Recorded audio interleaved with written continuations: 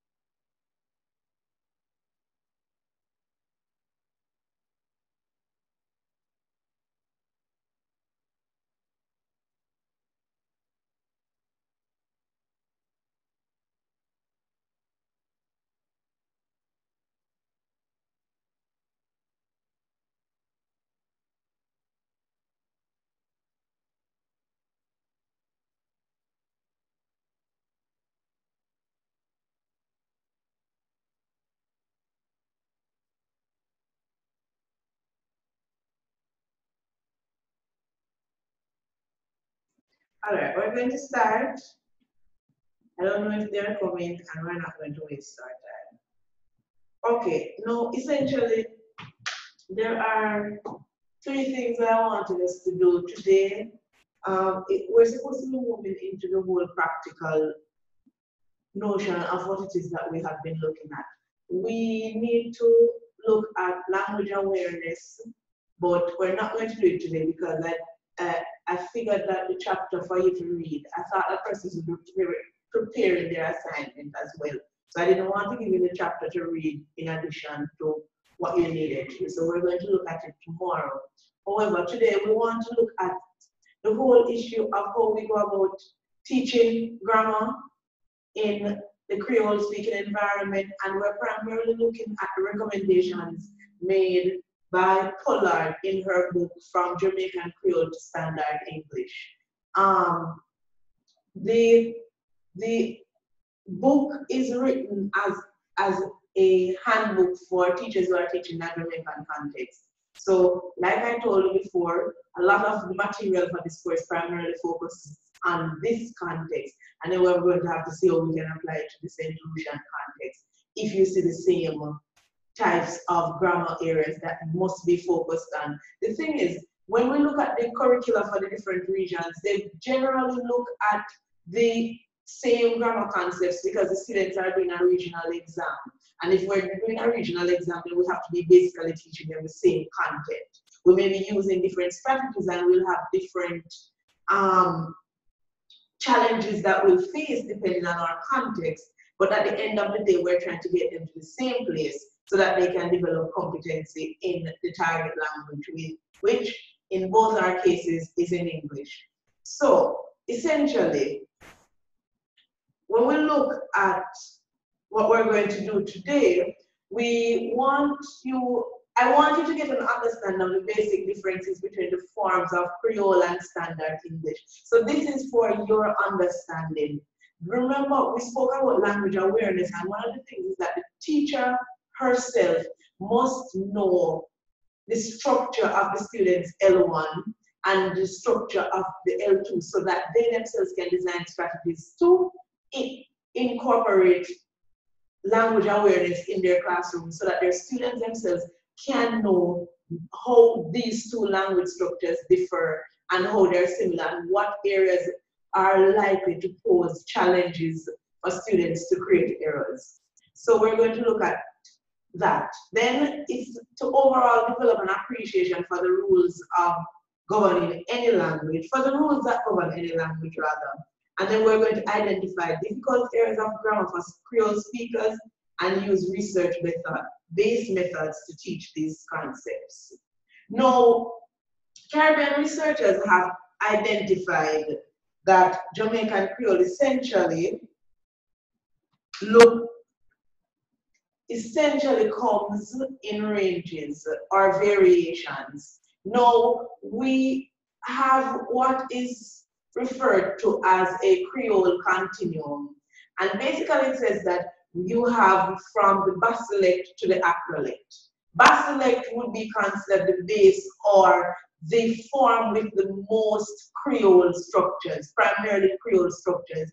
Now we know that in the Jamaican context, the Creole language is an English-based Creole. So because of that, you're going to have English influences.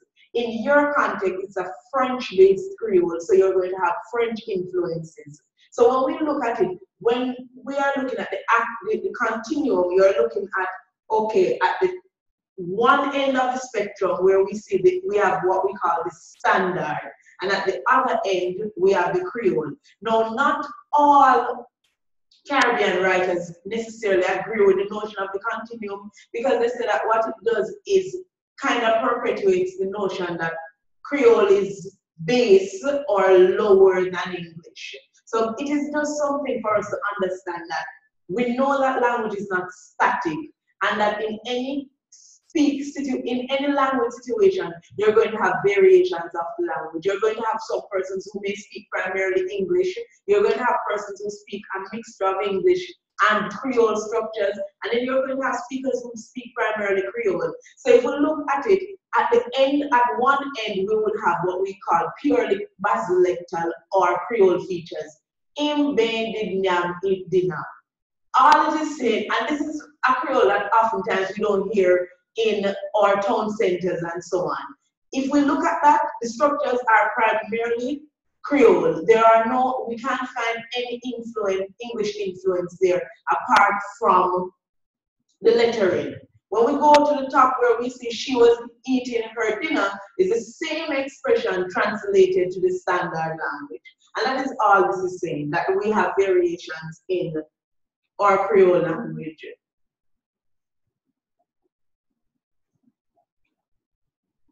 Now, for Pollard, in the book, which she sees as a handbook to prepare teachers for teaching in a Creole context and primarily in the Jamaican context, she looks at a number of areas.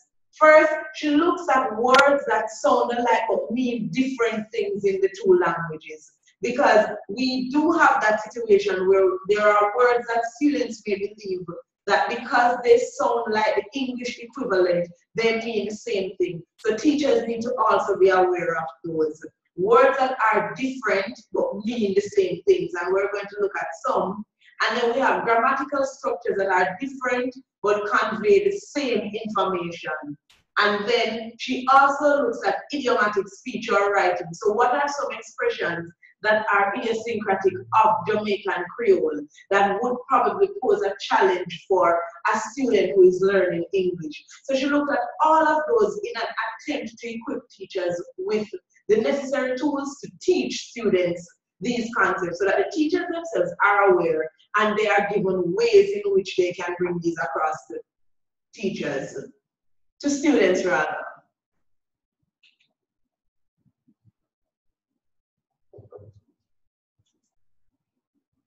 All right, so these are some examples we're just going to look at. Now, I don't know how much Creole you know, so we'll see how much connection you guys can make. All right, so some of the words that sound the same but are different in the two languages but mean, I want you to see the heading. Words that sound alike but mean different things in the two languages. Now, for Jamaican Creole, if you're talking about your foot, you're talking about anywhere from your ankle down. From your knee down, rather, I should say. If you're talking about it for Jamaicans, foot and leg is the same thing. So if a Jamaican says that their foot hurting them, they mean that the entire lower part of their body. In the English language, foot is the part of the leg below the ankle on which a person walks. And as simple as this seems, for students who are writing, they don't make a distinction between these things because in their minds, the word, it looks the same, it is spelled the same. When they transfer to English now, when they're writing in English and they're writing a description, we now need to get them to understand that, okay, in your language, this may be the case, but when you come to English, it's a completely different meaning that you have. Another thing that we often confuse, and our students often confuse in Jamaican parlance, is the meaning of the word ignorant. Now, she highlights this one. In English, we know that the word ignorant means lacking knowledge or awareness. And in an informal context, in some English dialects, it may mean rude. But in Jamaican Creole, the word ignorant always means angry or ill-tempered. So if you hear a Jamaican person say ignorant, it means they're vexed, they're angry, they're ill-tempered. These words or expressions can pose challenges for Creole speakers who are learning English. Another thing, in Jamaican Creole, tea is tea. Once you are drinking a hot beverage, it is tea. If it is Horlicks, it is tea. If it is peppermint, it is tea. It doesn't matter what it is. Jamaicans are drinking tea. In English, tea is simply dried tea used to make the beverage tea. So you have peppermint tea and you may have chamomile tea and you have different types of tea. Again, as simple as they may sound, these things pose challenges for Creole speakers because remember, L1 and L2 now conflicting and they have to now make a transition. Now, in your case, because you are doing a French-based Creole, to students now students who are transitioning to an English language, do you find challenges like this in terms of expression?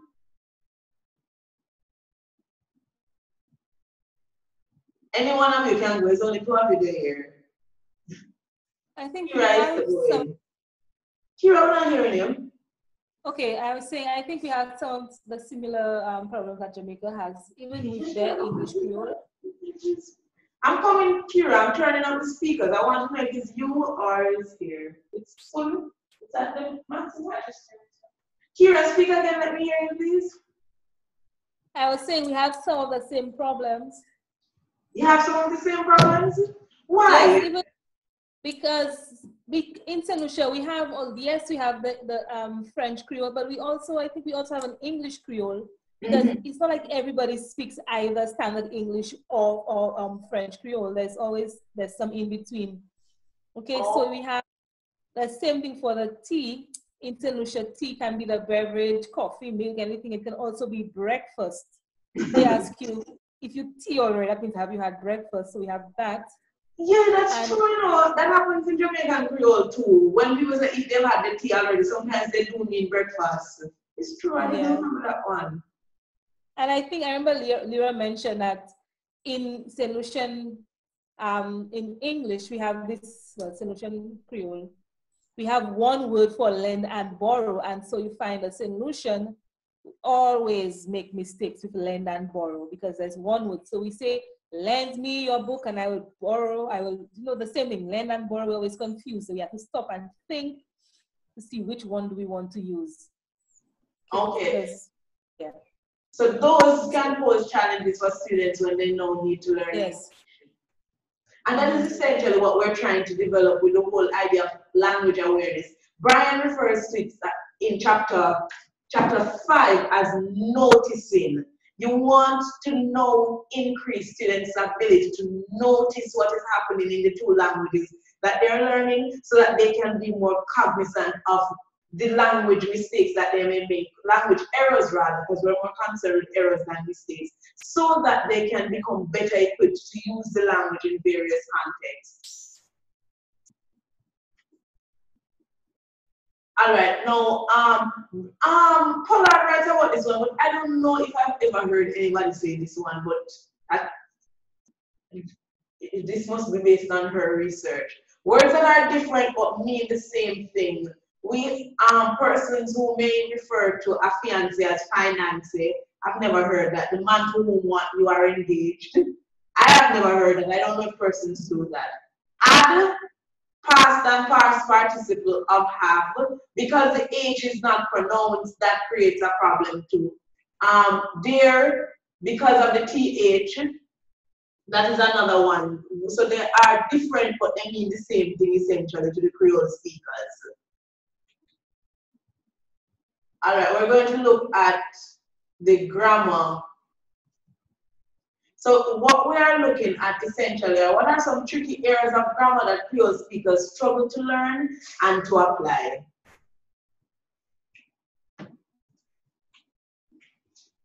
No, and this is what it goes back to Lyra's question earlier. One of the trickiest areas for learners is the whole idea of subject-verb agreement.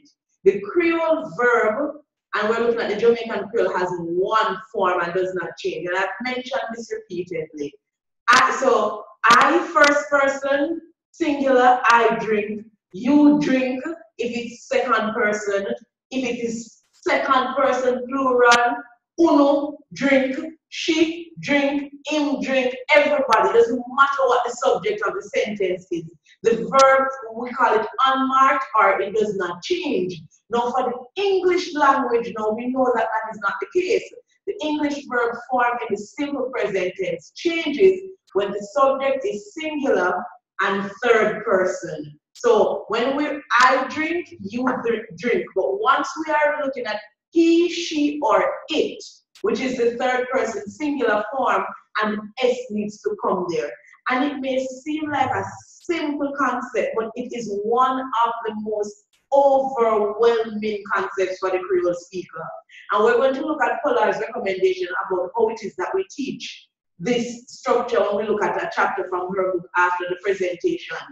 I have heard persons who have gone through university, persons who have as many degrees as you may want to call, still struggle with this structure because it is just so distinct from their native language. And that is one of the reasons, like we were asked earlier, that it is something that always has to be taught repeatedly throughout a student's high school journey. But the problem too now is how do you get students to practice these structures? And that is something that we're going to look at. Now, another area of difference is in the terms of past tense. So this is something that you can think about teaching too. Standard English uses ed as a past time morpheme for the most part. We know that there are irregular verbs like leave and left, but for the most part, ed is what we use to mark past tense. No, Jamaican Creole does not mark the verb for past tense. What we see, me see him over there so I play. Me see him over there so I play yesterday. The verb there is, no, this, let me just point out, I wish the Jamaicans were here because I wanted them to read this. This is using the Cassidy-Lapage system, and a number of persons find it hard to read if you've never done linguistics. But once you're writing in Jamaican Creole, in the university, we tend to use this system. So one of the reasons I will read the expressions for you. So me would essentially translate to I. The seam, it would be saw. Well, in the first tense, it would be present tense. I see him. Over would be over. There would be there. And we would need the so if we're translating to English, right? And it would be playing, right?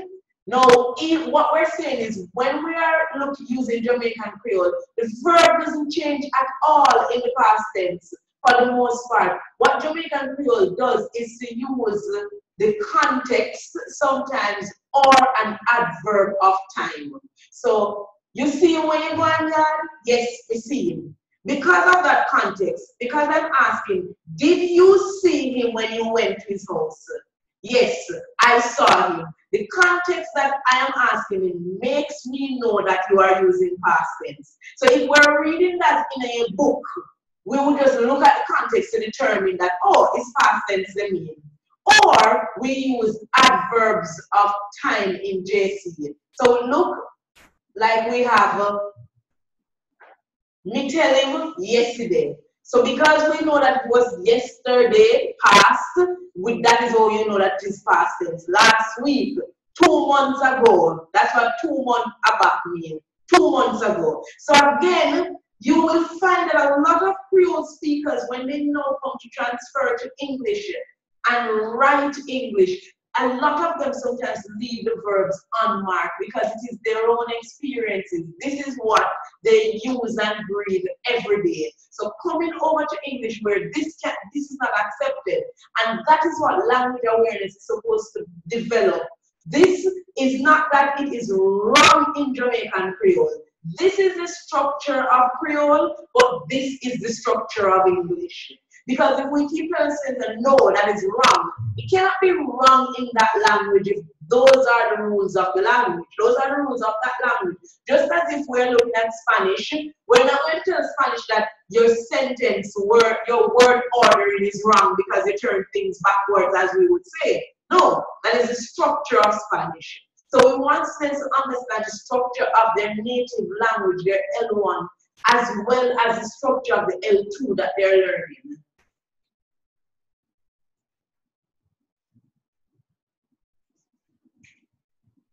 Another one, questions in English versus Creole. Now, in its simplest syntactic arrangement, and we're looking at the simplest way that English makes sentences, it reverses the order of subject and verb for interrogatives. Meaning, when we're asking questions, we reverse subject-verb order. So she's here. If I want to ask the question, the verb comes at the beginning of the sentence. Is she here?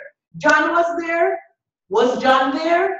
That is the order. No, for Jamaican Creole, the same syntactic structure is used, the same sentence structure, whether it is a statement sentence or an interrogative sentence. So,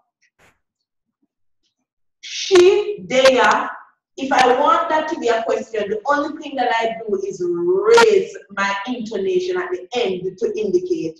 So we say, because it is an oral language, intonation is sufficient for indicating that it's an interrogative, that is a question. So she there, if I want this to be a question, now it will be she there. So my voice raises at the end, and that is the structure of JC. And I can tell you that I've seen students who have transferred this to English to write sentences where they ask questions like that. So again, this is another area of grammar that can pose a challenge.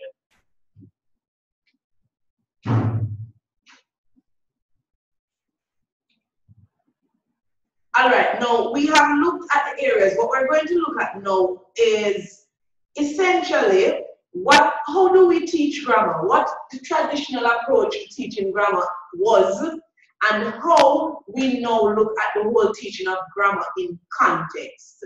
And then we're going to identify suitable topics for study in terms of vocabulary, grammar, and mechanics, depending on the writing purpose. Because what we're going to see is, last week we spoke about integrating literature. When we're teaching grammar, grammar is not taught in a vacuum, or it is not recommended that grammar should be taught in a vacuum. It should be integrated within a communicative context, and that should be based on the type of written activity that students are doing. And then, I hope the rest of the class combined then, we're supposed to actually be doing some lesson planning today. So you're supposed to demonstrate your knowledge of a specific English language grammar rule through micro-teaching. Let's see how much of that will happen with just 2 of us. Well, 3 of us, really. Now,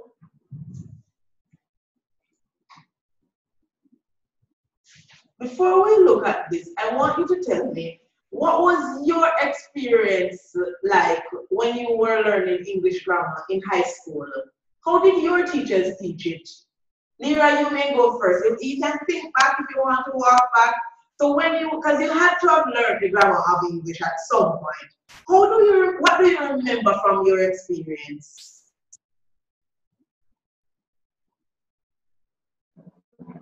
Right. A lot of negatives are coming into my mind there right now. I'm trying to focus on some positive. The only positive, I'm remembering this one teacher in Form 1 that utilized a lot of strategies, like bringing a lot of poetry into the class and allowing us to do rhythms and all of that to teach us the different concepts. But after that, I'm remembering very, very boring lecture style classes. Yeah. And a lot of skipping classes. Yep. All right, Kira, what was your experience learning grammar? You know, in secondary school, I know we had English classes, but I don't remember learning English grammar the way we were taught Spanish. I know we did a lot of comprehension, a lot of reading, reading for comprehension, writing, letter writing, essay, but I don't remember learning like rules and stuff like that. We must have, I just don't remember it. I don't know. You may have been there was a point when grammar wasn't really taught, you know. So I don't know if that may have been the approach that your teachers were using. There was a point in time, particularly in the Caribbean, when there was this notion that grammar should not be explicitly taught.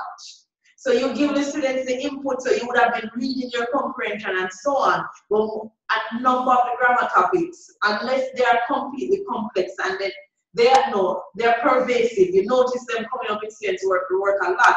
Maybe those will be targeted. But to say that you would have a grammar lesson every week as connected. There were some teachers who believed that that should not be the case. So I don't know if maybe that was the approach that was being used. But you made a point, because I taught Spanish too, and I learned Spanish as a student, and I always made a comparison in my mind between Spanish teaching and what I experienced as an English language student, in that there was no systematic teaching as you would go to a Spanish class and they do simple present tense and you learn the endings and you learn the subjunctive. I really did not remember that experience in my English classes at all. So what Hughie and Slack noticed in their research of grammar classes, they said that a quick survey of the class revealed that most had studied grammar in isolation and few felt confident enough of their own knowledge of grammar to teach it, though they were looking at their experiences with teachers of English. Most associated grammar with the red marks on their compositions. So oftentimes when even teachers themselves think about grammar, is about what is wrong. Okay, this is what you got wrong. This is a red mark. This is what is underlined. And even when we are marking, because if you remember, we did the error analysis activity, and I told you that I noticed that nobody spoke about the content, so to speak, about how the student would have expressed his or her ideas, how she organized their paragraphs. All of you looked at, she didn't use a capital letter. This word was spelled wrong. So most times, that is how students associate grammar with what was wrong in their writing. Even though grammar had been a major percentage of their writing grades throughout elementary and secondary experiences, it was always taught as a separate subject. And that is what we don't want. We don't want grammar isolated so that students see it as something negative and then they are not able to apply it in their writing. So what we want to understand about grammar, teaching, and learning is essential that learning a language is a lifelong process since languages change.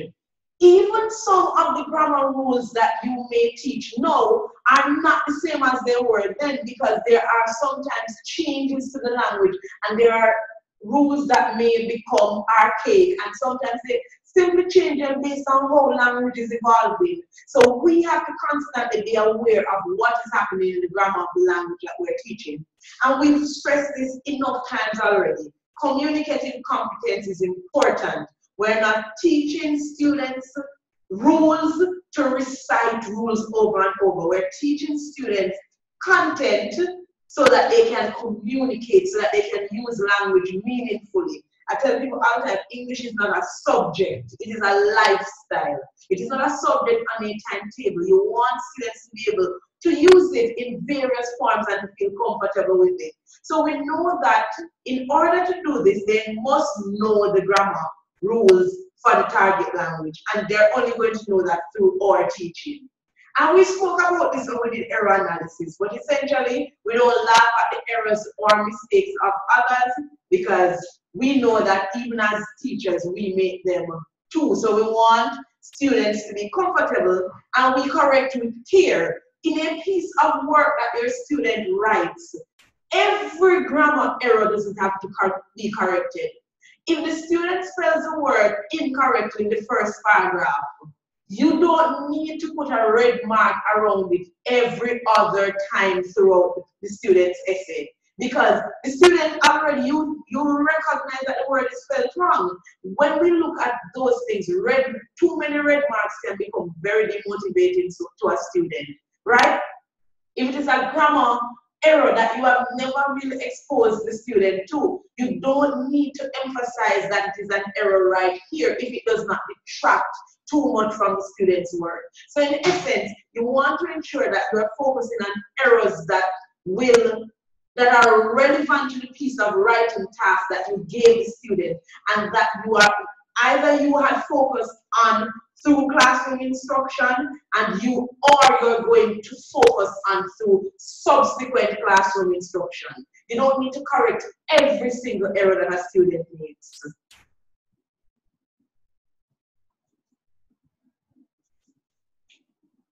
All right, now these are the general differences between traditional approach to teaching grammar and teaching grammar in context. Now, traditional approaches to grammar look at long sessions of grammar rules. So you would basically spend sessions teaching students this, okay, this is how you form the past tense in English, and you give them drills after drills after drills. Student activities normally include fill in the blank exercises, they underline what the error in the sentence, then rewrite it.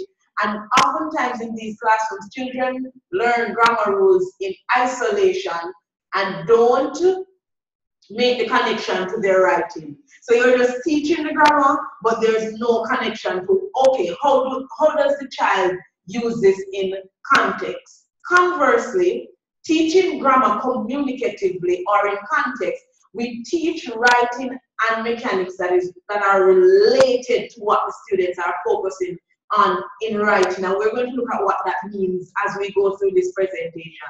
We focus on patterns of related errors, not mistakes. So you notice what are the errors that the students in your class are consistently making. You know that sometimes there are areas on the syllabus and you get a group of students and they are not having a problem with that. You do not, why do you need to teach it? For example, I think of something like the apostrophe. And every time when I see teachers teach the apostrophe, you know that after they teach it, the students put an apostrophe on almost everything. And I always find it fun. And the students did not have a problem with the apostrophe before. But you go in the class and you decide you're going to teach them apostrophe. So from then, almost every word, they put an apostrophe on. So if you notice, yes, it is on the syllabus, but you give when your students are writing, there are no problems with that. Maybe they would have grasped the concept already. So you focus on their patterns of errors. When you are doing a particular writing task, we're going to see that there are some structures that have to be taught so that students are able to master them. But if you notice that your students have already understood them, then there's no need, because all they do is, and sometimes they tend to have an over application of grammar rules, and they tend to do that. Now, the greatest motivation to correct grammar and spelling is publication. This grammar in context idea is essentially looking at the whole idea of the writing process. You want students to feel that, okay, why do I need to correct my work? Put their work up in the classroom. If there's a school newspaper, tell them that their work needs to be proofread and corrected so that it can be published. It can go on the notice board. The thing is, if I don't see why I need, just telling them that they need to have correct grammar because they need to learn English to pass CXCs, it doesn't work with all of them. But they like recognition and they like validation. So if you tell them, okay, this is where your work is going to go, we have a writing wall and we post them on there. Things like that will probably get them to work harder towards wanting to do better in their writing. And good writing needs to have a good sense of understanding of the structure of the English language. Now, when we look at, we have different genres of writing in English, or different types. The first type that we're going to look at is expressive writing. Now, when you think of expressive writing, it's normally what we call artistic discourse. The student's ability, no, not student's ability. The writer essentially uses the written language to explore feelings and ideas. And when we think of our poetry, our literature, prose, those things tend to be more artistic. Even some forms of persuasive writing tend to be artistic. When students are going to do this type of writing, they're going to be writing stories, descriptions, the vocabulary that they will need to know. They're going to need to know adjectives. They need, if you're going to explore and write about creative ideas, what we call creative writing, they're going to need to understand vivid verbs. They're also going to need to understand how do they use their conjunctions to connect ideas. So what we're looking at now essentially is that, okay, you're teaching story writing in your English language class. These are the language structures that your students are going to need. So when you integrate them into the teaching of your writing, it becomes more meaningful. So you're not just teaching the students about verbs, and they're not seeing why they need to know it. You're teaching them vivid verbs. So, for example, when you're teaching a descriptive paragraph, and the student is writing, they don't always like to write about beautiful people. So the young man is writing about a beautiful lady that he saw. He may want to describe how she walks. One of the things now you need to get them in teaching them vivid verbs is that there are many verbs that describe how somebody walks. The person can be sauntering. The person can be staggering. The person could be walking in swaying. I don't know why all the S ones are coming into my mind. The person could be waddling. If you think of somebody waddling, what kind of image comes to your mind? A duck. Like a duck. Or the person is probably very fat and can't move very fast, right? That's what vivid verbs, when you teach vivid verbs, essentially you're getting students to understand that there are many tools at your disposal. Now, if you had just gone into the class and said, school students today were looking at vivid verbs, they're not doing expressive writing, and you just teach them all these words, because if you do a Google search now, you will find, I don't want to say thousands, many of them, but the students wouldn't see any value in it, and that's what traditional grammar would have done. You would have just taught them the words. Now, as they're writing, you teach them how they can use the words in context. The grammar topics that they would need to understand sentence structure. How do you write simple and declarative sentences? Because when you're writing expressive language, a declarative sentence is a statement. So you're making a statement. They'll need to know how to write questions. They'll need to know past and present tense, how to use it effectively. And of course, these are things that they would have learned from primary school and so on, but they have to be reinforced. They'll need to learn personal pronouns and so on. For the mechanics look from primarily at punctuation. How do you use punctuation appropriately? And mechanics tend to be consistent throughout. The students will need to know where to put sentence end marks. Periods, question marks, exclamation marks are all sentence end marks. Where they indent a particular paragraph, and something as simple as indentation. You are teaching English now. I don't know if you have it in the content area that you teach. It is so simple that a paragraph begins away from the margin, and you would be amazed how many times students just start paragraph and with no margin. But this is not a Creole problem. Students who are learning language in any context make this mistake. And remember that we spoke about there are some areas that are not Creole areas, so that's not one. Use of capital letters, use of commas, and spelling. Spelling will always be a factor, regardless of which type of writing you are teaching. Using capital letters appropriately will always be a factor, regardless of which writing you are teaching, as well as the other punctuation marks. So that is the first purpose or type of writing that we can look at. Now, literary writing is used to entertain one's self or others. So we look at the vocabulary that students may need to use are adverbs, similes, metaphors, onomatopoeia, synonyms. Is there any vocabulary up there that you're not familiar with? I can explain them, any of those expressions. Because this always takes it for granted that persons are teaching English. Okay, so we're familiar with adverbs, similes, metaphors, onomatopoeia, and we know what synonyms are. All of those. Okay. So essentially, those are vocabulary items we would want to teach them. In terms of grammar, because they will be doing stories, writing stories, they're going to need to know how to format dialogue. And there's a specific structure for formatting dialogue when you're writing short stories in English. This is a grammar topic that you will have to teach them. first and second person. When they are writing a story, whose perspective are they telling the story from?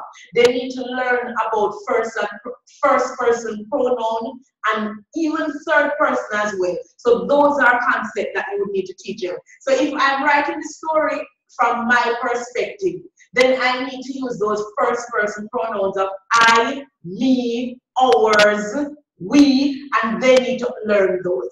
They also need to learn, usually we teach them gerunds, which is just the ing form, exclamations, past, present, and future tenses. Because when you're writing stories, odds are you're going to need to be able to use those tenses effectively. And if we're looking at the whole idea of poetry, you said her teacher did this earlier, patterns, rhythms, stanzas, lines, all those elements of poetry and how they work, students would need to learn that once you are doing literary language.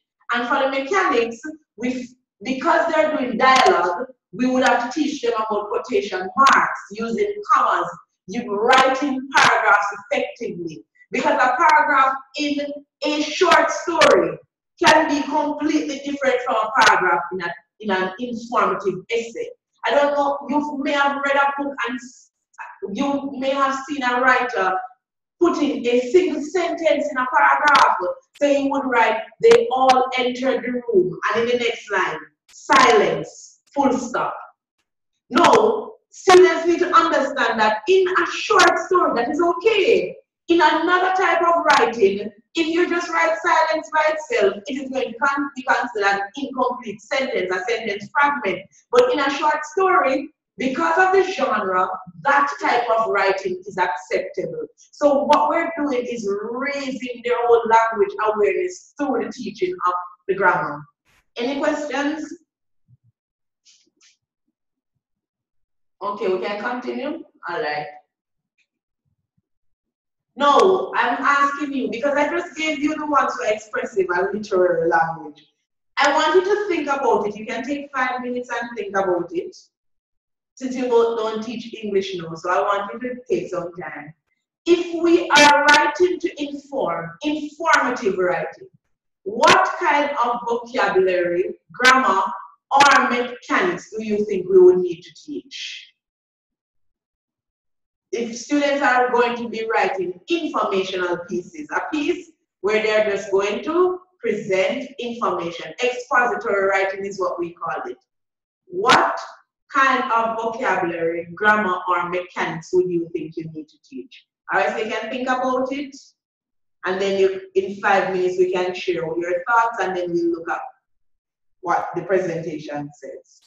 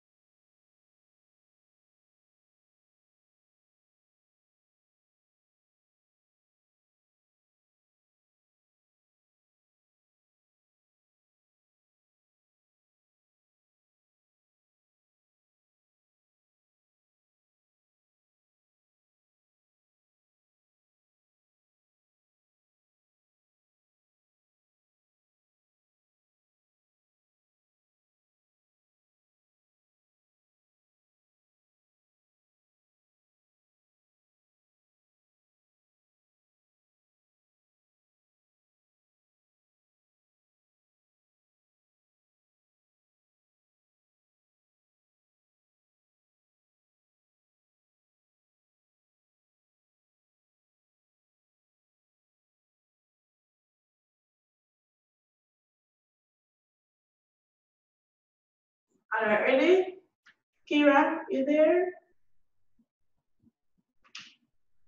We're here. Yeah. All right. What do you think of in terms of vocabulary?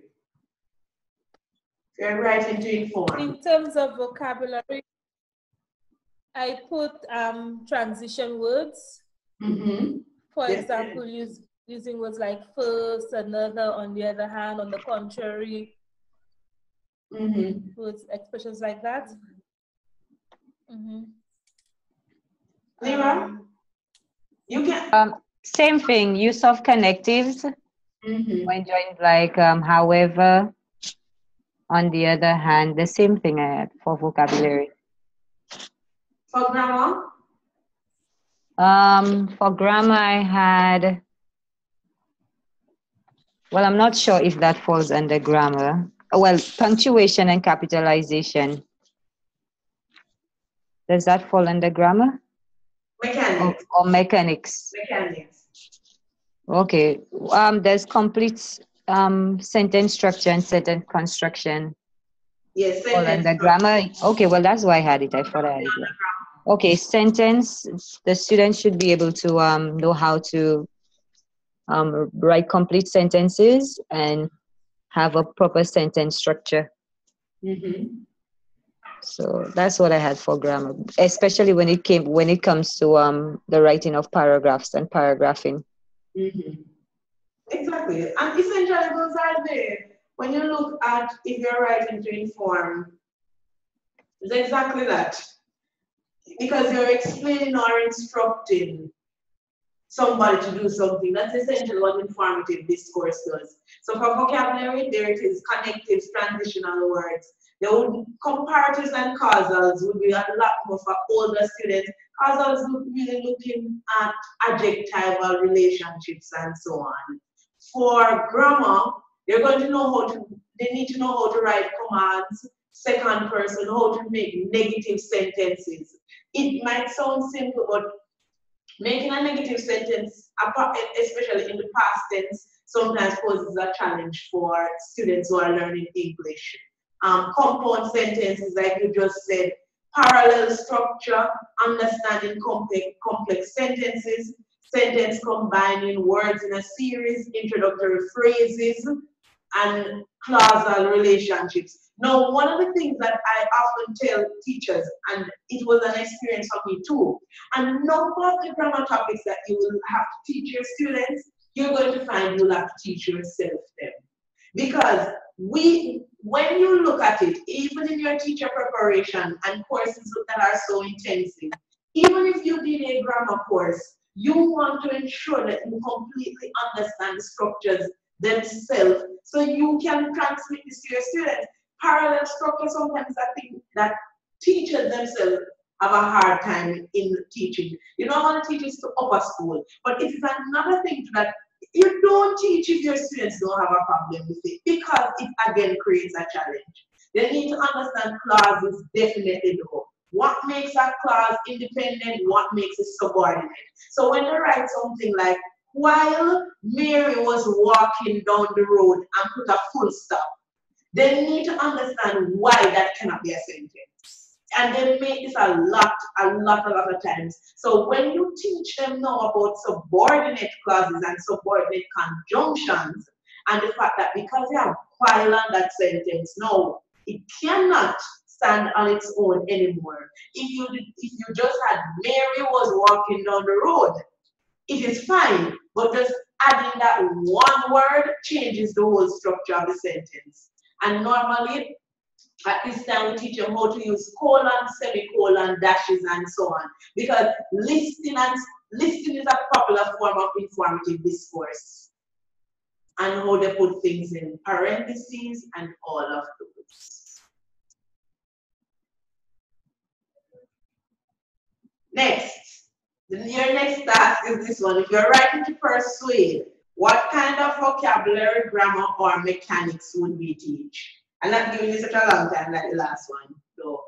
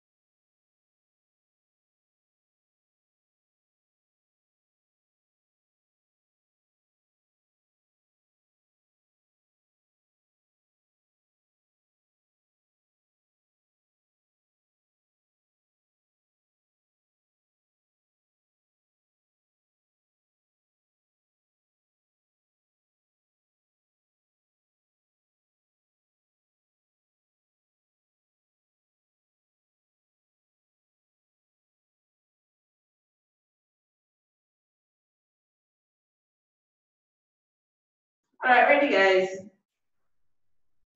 Ladies, if you're right, Kira started last time, so I only right here it. So you go.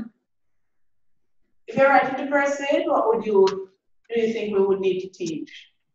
Okay, for vocabulary, I have the use of connectives again, comparison, cause and effect connectives, and the use of rhetorical devices like sarcasm and ridicule. For grammar, again, paragraphing, sentence construction like complex sentences, sentence combinations. Mechanics, I have punctuation, use of quotation marks. That's about it, what I came up with so far. Yes, and those are all concepts you would need to teach. Kira, you had anything different?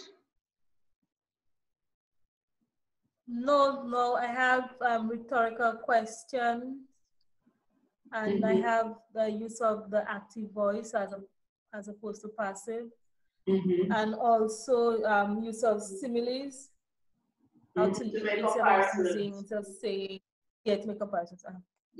Okay, all right, excellent. You're all on the right track.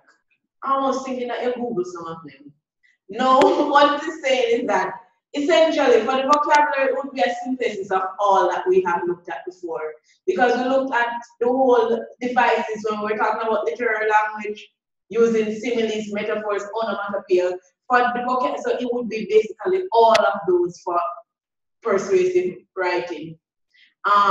Sentence structure is the same thing. The whole idea about compound sentences, complex sentences, and essentially, what I want to zero in on here for the grammar is the whole idea about sentence variety.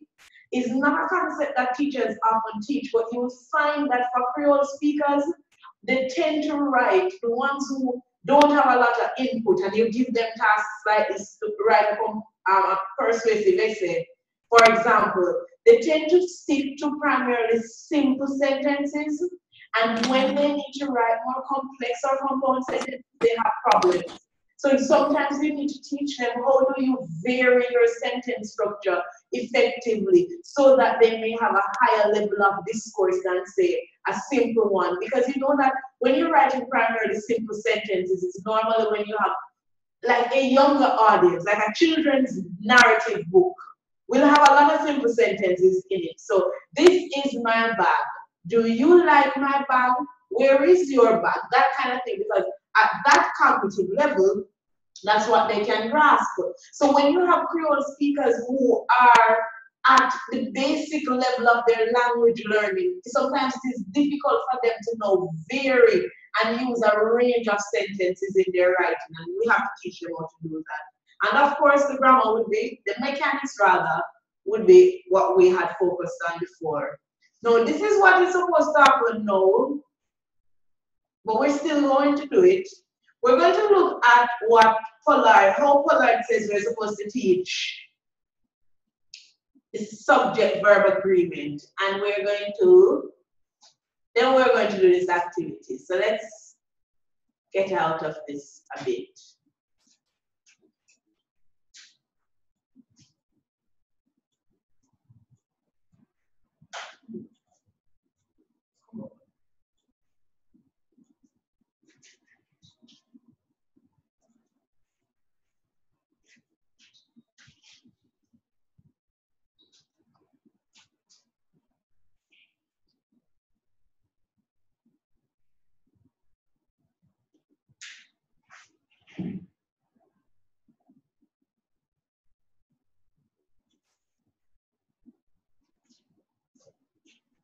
All right, now this is an extract from Pollard's book. Yes? Guess what I'm going to do? I open it on your computer because I have it here because I know that sometimes there are some face-to-face students who don't walk with a laptop, but they aren't here today. I sent you this article, Pollard 2003, last week, when you were preparing for the test, I sent an additional reading. So just go ahead and open it. If you can look at the screen and see it here, fine, that's okay too. But you can look at your own screen because you should have it. Now, Pollard speaks about the problem of the, wait, I want to see if I can close this up. Oh Lord, what did I do?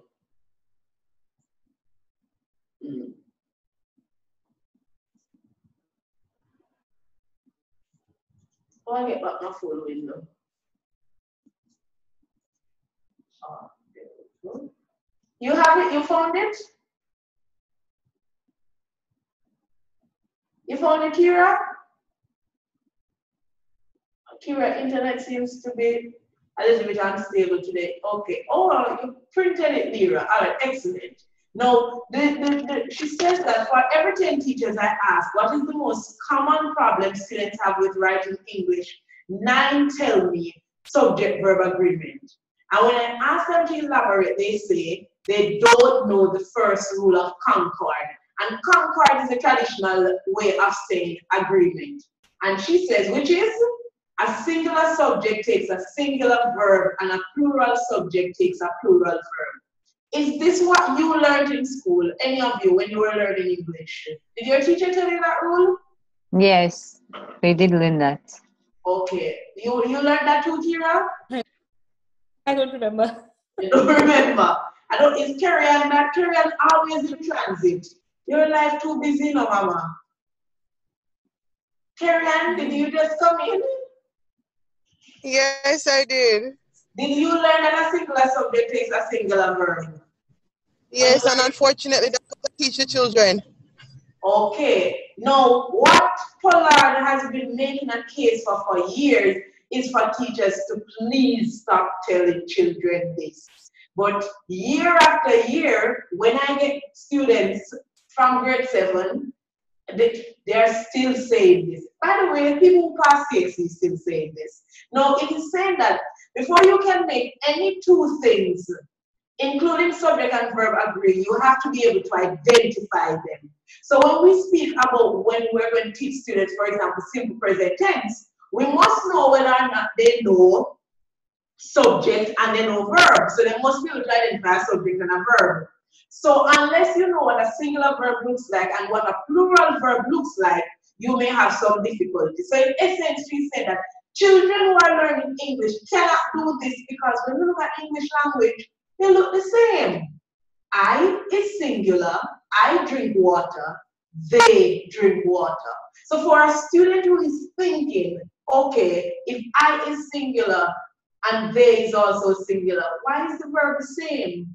But you just told them that a singular subject takes a singular verb and a plural subject takes a plural verb. So Pollard is arguing that one of the reasons our Creole speakers are having such a big problem is because we're teaching it incorrectly, right? And this has been the traditional approach to the teaching of this particular subject-verb agreement rule. She says that any difference between the verbs in these two sentences is purely in the imagination of the teacher, who immediately tells me that this is an exception. For me, an exception is a phenomenon which occurs infrequently. I find the notion of a regular exception difficult to accommodate. So we can't, when teachers teach this, they say that, oh, but I and you are the exception. So singular subject takes a singular verb, but in the cases of I, which is singular, and you, which is singular, those are wrong. Those are the exceptions to the rule. But when you tell a child that a young child learning English, all we do is create more confusion. And they say if we look at other languages, and she gives the example of Latin here. Kira would teach Spanish. She looks at Spanish. For Spanish, there's no problem. A student can easily see that those two verbs are different. Yo bebo agua is clearly different from ellos, ellas beben agua. Completely different. So if you are learning Spanish, you don't have any problems. But the Creole speaker learning English coming from an unmarked verb to the English language, where the verb is marked in the third person singular, when you tell them a rule that singular subject takes a singular verb, what Pollard argues is that teachers are just creating more problems for the students in essence. It says that in both these languages, the difference between the verbs is observable so much so that even without the pronoun, the distinction between one and more than one is maintained in the verb. And Kira, you know this. You can just say bebo agua or beben agua. Well, most times in eos and eos, we wouldn't use it. But if we say bebo agua, a Spanish speaker knows that it is first person that I'm speaking about I. But in English, the difference lies not necessarily in the verb, but in the patterns into which they fall in combination with the subject. So this is how English does it. I drink, and we know this. You drink, she, he, it drinks. We drink, you drink, they drink. When we look at that now, you tell a student, a singular subject takes a singular verb. Why is my screen sharing paused? Are you seeing the screen, guys? Lira, are you seeing? Oh, a message came up that screen sharing is paused. That's what I was wondering. Okay. Now, remember, how do we form plural in English? Usually. I added an S-E-S. Okay, so now you tell a student that's they would have associated with S with plural. But now we tell them the rule, singular subject takes singular verb. But when they look here, what you're calling the singular verb as an S and it. So immediately I'm going to start thinking that that means plural. S is synonymous with plural in the student's mind. So again, the rule creates a problem for the student when you tell them that rule. It is the noun or pronoun which determines whether we are discussing one or more than one person or thing in English. She says that it seems to me that the exception in the list above is the form drinks. We may describe that as the base form of the verb drink plus S. Now she's always going to use base form to the part that you find in the dictionary. They call it the base or the root, or the infinitive rather. The base form plus S in the Jamaican situation easily recognized as an English form because it is the form which does not occur in Jamaican Creole. And we spoke about this earlier, so we don't need to go into this again. The Creole verb does not change. We know that. So this is what we need to get our students to do now. They need to be able to see the differences between what they say and write and what teachers wish them to write. One of the reasons why they get the forms right one day and proceed to write the wrong thing the next day is because they do not understand what is wrong about what they write. And this is where language awareness comes in and where language input comes in. So if they heard the English forms every day, they would write the English forms. In the Jamaican situation, and I'm sure in yours, they do not. So therefore, the teacher must help them to learn to distinguish between the form acceptable for JC and that acceptable for SJE. And this is looking at the whole idea about awareness. So this is what teachers have traditionally done in traditional approaches to teaching grammar. They try to drill the singular or plural distinction in the present tense by introducing a removable S. So based on Pollard's research in Jamaican classroom, she says that this is what she sees teachers have done. So they would have an S that they would make and they would stuck it on whenever he, she, or it is the subject of the sentence written on the blackboard describing present tense, right? So she said that, however, while this may work, the problem becomes even more complicated when you introduce verbs like do, be, and have. Because we know that do, we're going to need what in the third person singular? Which ending for the verb do? If the subject is he, she, or it, what will be the ending?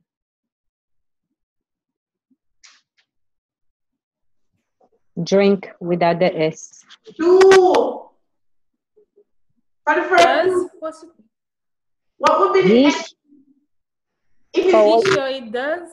Yes, ES. So we're going to need does. Oh, drinks. Here, does her homework. B, the verb to be now is a completely irregular verb. It's irregular in Spanish too. What would it be? The third person singular form is what? All right, let's work.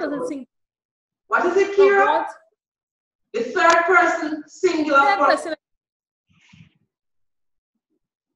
Go, Kira. I'm sorry, it keeps sticking. The third person singular of what? Be, the verb to be. Is. Exactly. So you see now that it creates a problem for the students. You can't add any S to that. You can't just add an S to be and make it best. That is incorrect completely. And have would be has. So what we're saying is when we teach the students about the adding and removing S, it creates a problem for those types of verbs. They say that another approach that teachers may use is they try to get students to apply the rule and a singular subject takes a singular verb. This rule forces children to apply logic, which can only mislead them. And I have seen students write this. The child who erases I have and writes I has, works out in his brain that she, he, it are all singular. So if they use has, therefore it must be I has. And a student who is thinking, and if you give them a rule like that, clearly is overgeneralizing. They are applying the rule because that's a rule that they taught. A teacher told me recently that every time he says you, when he speaks English, he stammers because he's never sure whether you are or you is correct. And she said that his confusion is understandable. No, she's saying this now. This is Pollard's recommendation coming now in the next few paragraphs.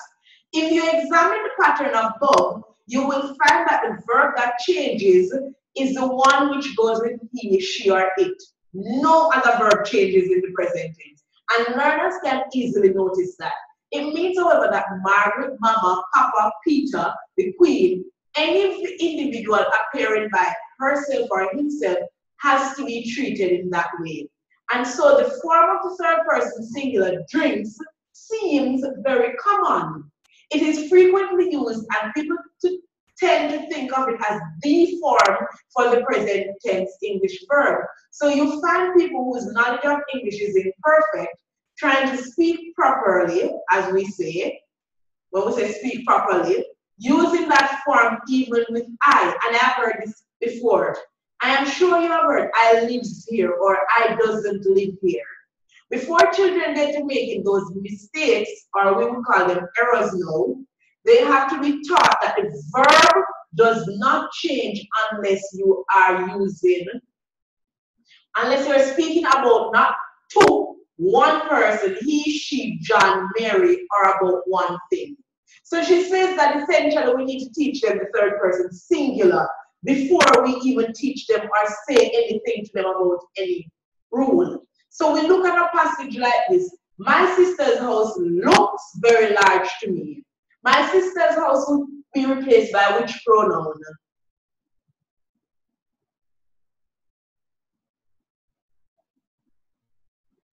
If you wanted to replace that group of words with a pronoun, what would you replace it with? My sister's house. Her house? My sister's house. That group of words rather. Which pronoun could take the place of that?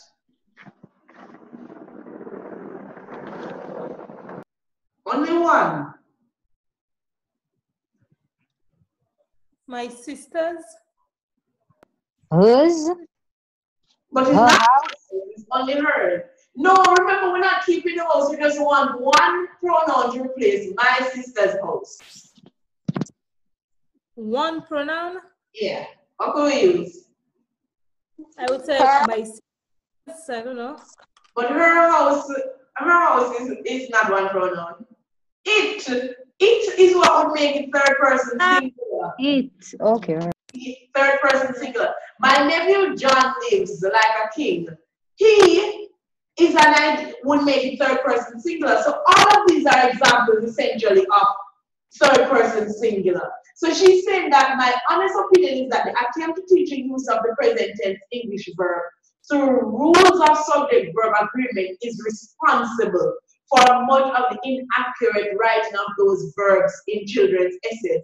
So what she's saying is teachers need to stop telling children that rule. The singular form of the verb and the plural form are most of the time the same. Look at the sentences below. All the children in my class hate milk, and I hate it too. That's the same verb. We all blow bubbles in it when nobody big is around. That's the same verb as the singular. So the case with nouns is different as we should. Anyway, we're not looking at that. So these are her suggestions for teaching. My best suggestion is try to teach the forms by having children use them orally. Their own correct sentences can then be used to help them get accustomed to the written versions of the forms. Have them write from the blackboard selected examples of the sentences they have spoken. You will need to think of some activity that will stimulate talk. Any experience that everyone in the class has had is good enough. Sometimes you have to bring the experience in, right? And this is an activity that I've actually done already, and it works really well. Bring a bag to class, pass around a bag, and have a student handle an object and describe what they feel. They're going to use the simple present tense. It could be a very complicated piece of sculpture or somebody's favorite toy. It says, sentences describing the object could be written on the board. The final sentence might tell what the object actually is.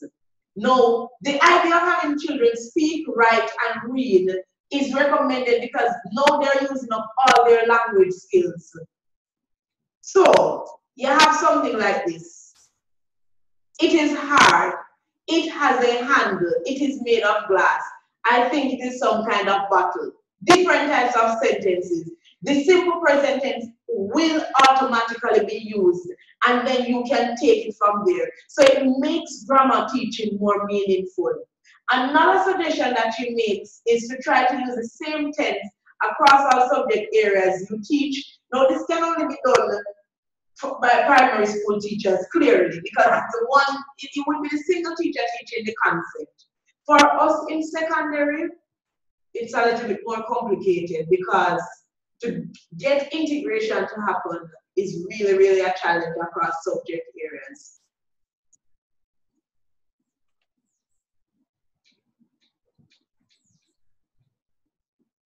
Now, the final one that I want to look at that she recommends is to use games and rhymes in reinforcing grammatical forms. Think of some games you might use. Now, she told, when I read about this lemonade game, I've never heard of it. And this book is from 1993. I can tell you that some of these games we really can bring to our students now. We need to come with some more innovative things, incorporating even the use of technology. When I'm teaching the simple present tense, there are a lot of online games that they can play. Even though some of them might even be filling in the correct form of the verb in sentences, the fact that they're getting scores, GEA is a good website that has them. I don't know if you know it, QUIA. They have where students can go on and practice the grammar topics, and they actually get top scores, and they don't get prizes, but they are like at the top of the leaderboard. I bring my students to the labs and have them do that in class, and when I see who the leader is, I actually give them prizes. Not anything expensive, like sometimes the prizes that they simply get lollipop or chocolate, but the privilege is that they get to eat it in class when nobody else can. So like things like that, they like those things. It is just to make the grammar not so monotonous and boring. So she's recommending essentially here using songs and music. Poetry, again, integrating literature. It can be used to reinforce the grammar you want the class to internalize. She gives this example: frogs jump, caterpillars hum, worms wiggle, bugs jiggle, rabbits hop, horses clock, snake clock rather, snakes slide, seagulls glide, mice creep, deer leap, puppies bounce, kittens pounce, lions talk, but I walk. And if you look at it, the poem is illustrating the simple present tense. So you give them something in a context, and then you teach them the verb forms from there. You don't start with telling them the rule. The rule for the simple present tense is this, because our student is going to do is going to memorize that rule and then try to apply that rule. You want the children to be using their language and to be using and to see how in the language use and how the language is used rather, so that the teaching of the grammar becomes more communicative. All right. This one is an activity that I like. I actually have this in a grammar book that I have written. When you have children interview each other, when they can, one can be the newspaper and one is the reporter and the interviewer. But to extend this activity, I do this one where they interview each other in class, but I also ask them to find somebody in their community that they admire. It could be whether a pastor or maybe a teacher, or even, I said that even is a sibling, a young person that you find interesting. And what they do is they get a series of questions that they have to ask this individual. And what they do is they write a report. So say they interviewed Lyra, and they'll write a report about Lyra. Lyra is so and so, how old the person is, what the person's interests are, what kind of accomplishment this person has, why you admire this person. And you find out when they're writing about this individual that they've chosen, they must use the simple present tense.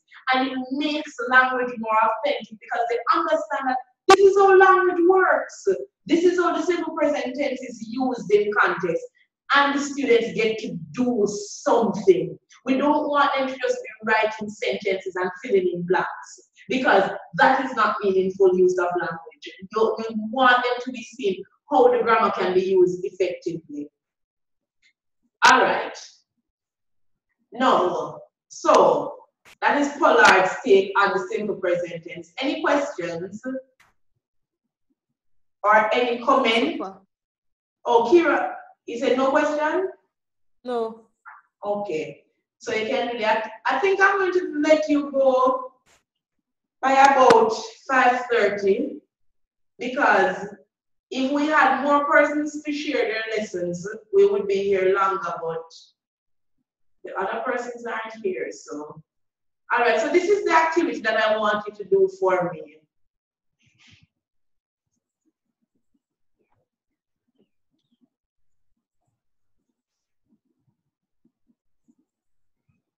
All right, we are actually going to do some teaching today. We're going to teach each other. Yes, today's class is supposed to be that. You will teach one, since it's 3 of you, I'm just going to assign the topics. Lyra, subject, verb agreement, Kira, past tense. I don't even know, Kadian is moving so much, I don't even know. Question. 4, all right. I'll leave question 4. You'll do, because you're not gonna have time to read it. Both of you, Kira and Karian, you'll do past tense. What you're going to do is essentially plan a mini lesson, 10 to 12 minutes rather, that you would teach to us as Creole speakers one of the following topics. So you would do subject verb agreement, Lyra and Karian and Kira are going to do past tense. I don't know if anybody feels comfortable teaching question form. Would anybody want it? Question. Or to ask questions in English, essentially. Okay. No. All right. So we're going to go back. Before you do it, we're going to go through the concept of a lesson plan. Now, I know that you're all teaching, but we know, I haven't sent you this article yet, because I think I was taking it for granted what a lesson, that we'll know what a lesson plan entails.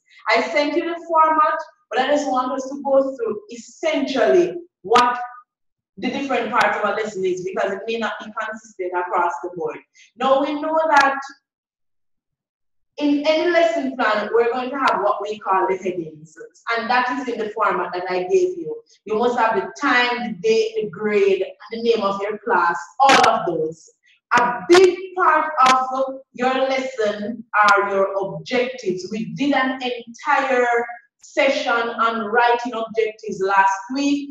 I sent you an article. This week I told you that it is not on your reading list, but it is from one of the other courses that I'm teaching.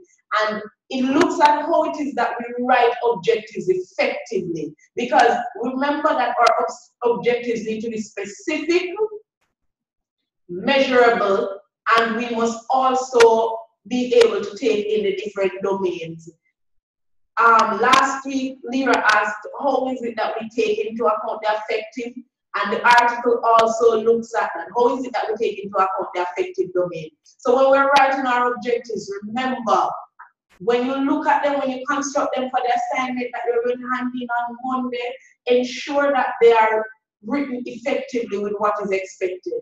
If you want this article, I'll email it to you as well. Another part of a lesson plan is what we call the summary of content, or on the format it says the basic content. So you outline, so for example, if you're teaching simple present tense, you would explain that grammar structure in English and what it means and how we form the simple present tense. And even a part of your content may be, no, never mind, let's say that. If it is a reading or comprehension lesson, this is very important.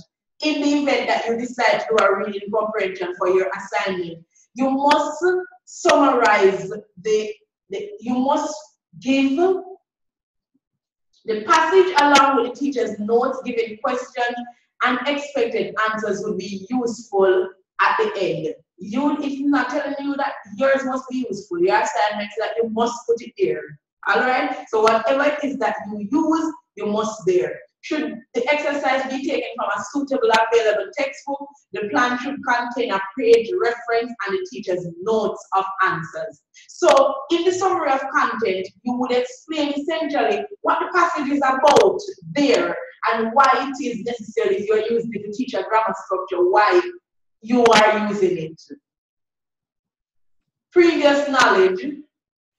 Earlier we said that if we're going to teach subject-verb agreement, it must mean that students would have already known how to identify a subject and how to identify a verb. So in your previous knowledge section, essentially you're going to look at what your students have already mastered that makes them now able to learn the content that you're about to teach. And your methods are essentially what it is that you're going to use based on what you have learned. Some of the methods used will generally be seen in the section devoted to the development of the lesson. So you're going to see them step by step there. Whether are you going to use question and answer, questioning, group work? Are you going to be using discovery learning? What are the different methodologies that you will be using in the lesson for your students? And of course, you'll put, your instructional material. Instructional and resource material, that is pretty self-explanatory. And in their developmental stages, you put each step, what it is that you're going to do. What they're saying that in lesson planning, what we need to start doing now, and those who are teaching in Jamaica will know about the STEM curriculum, is to stop writing that teacher will. So for example, teacher will give the students a passage and students will read. They say that we need to make our writing more student-centered, and I would advise you to do that when you're writing your plan. So students will read a passage that will be distributed by the teacher. In the essence that they say that when we're always writing a word, teacher will then tell students to turn to page so and so and so and so. It's almost like we are always at the center of learning other than the students themselves. So they want us to change that. It's really a matter of semantics. And of course, we have after our development, we will have our culmination and or evaluation. And that is it. So in your mini lesson now, of your 10, it can be 15 minutes. You know why it normally says 10 to 12 minutes? Is because the class should be bigger so that we could hear from everybody. So your lesson doesn't have to be that short. So you're actually going to demonstrate. I know it is going to be weird, but that's how Single Virtual University works. You're actually going to teach each other via Zoom, just like what I'm teaching you now. So you're going to go back to your topic.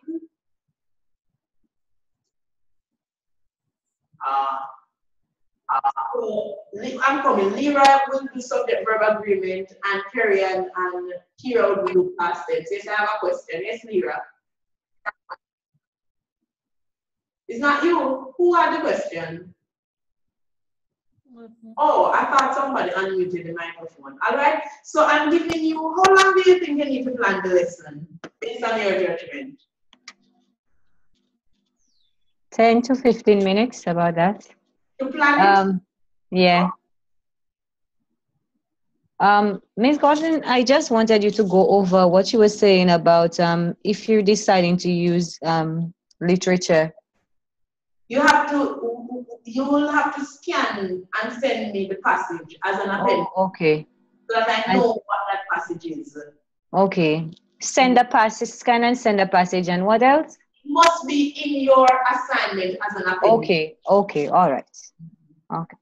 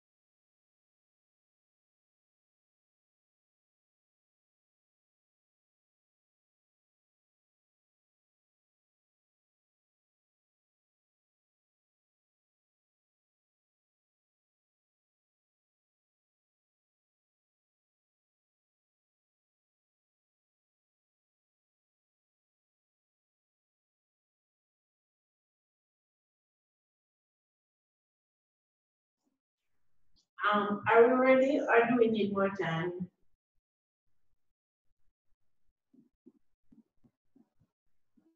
Nobody's there. I need more time. Okay. Yeah, I need more time too. Okay, all right.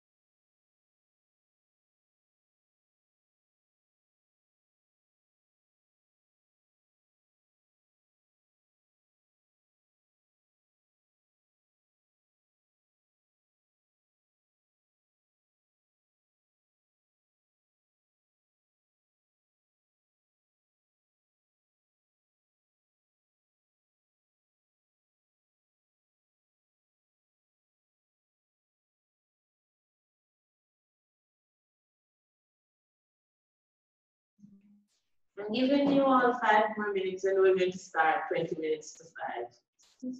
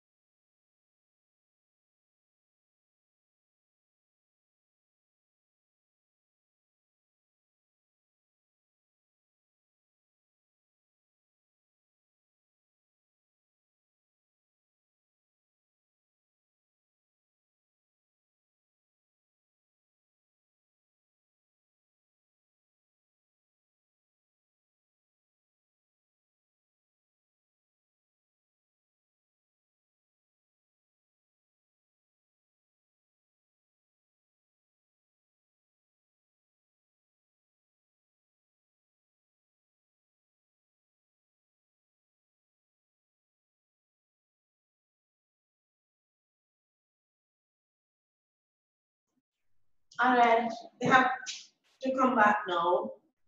Are we finished? No? Oh, yeah. Lyra, you're not finished yet. How much more time you need, Lyra? It's so challenging to do that on the spot like that. English. It's not on the spot. You got time to prepare. On the spot would mean I just said, do it now. But I have to think, and it's not my area. It's We just have to share. That's one of the reasons I want us to do this in particular is because in a group we can present our ideas and see how and get feedback on them. Because I'm not going to say anything about the lesson until the other persons who you have taught have given you their feedback. Because when you do your assignment, I don't want it to be after you have done the assignment, you may have had some ideas and then we realize that they wouldn't have worked. So in essence, we get to discuss this in a collaborative space. So you don't have to go first, Lyra. I was just asking if you were ready. It doesn't mean that you would go first. It looked like it's just the two of you. I don't know. Carrie, are you still here?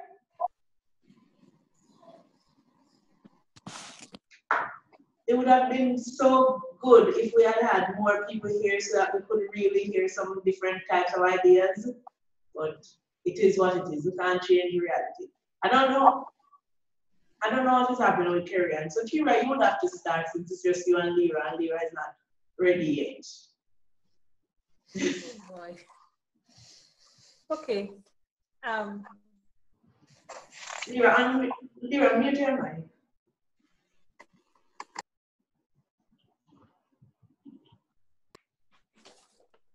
Okay, well, today we're going to look at the past tense and specifically our objectives are to write verbs, to change verbs from the present to the past tense. Yeah, and then to apply your knowledge of the past tense, to change some sentences.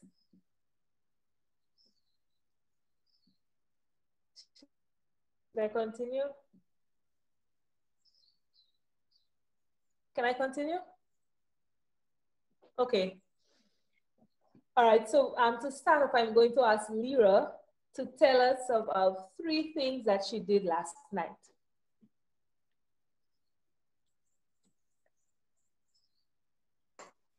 okay. 3 things that I did last night. Yes.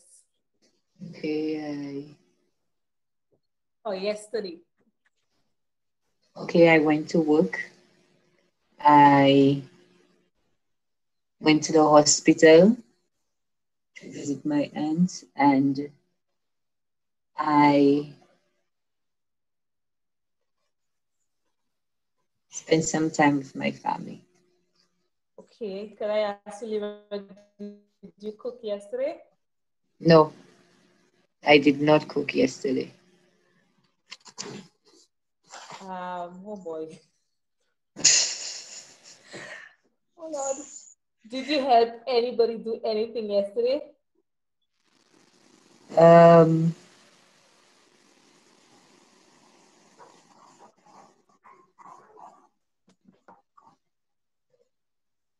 Well, I helped my daughter put her clothes on. I helped my husband in the house.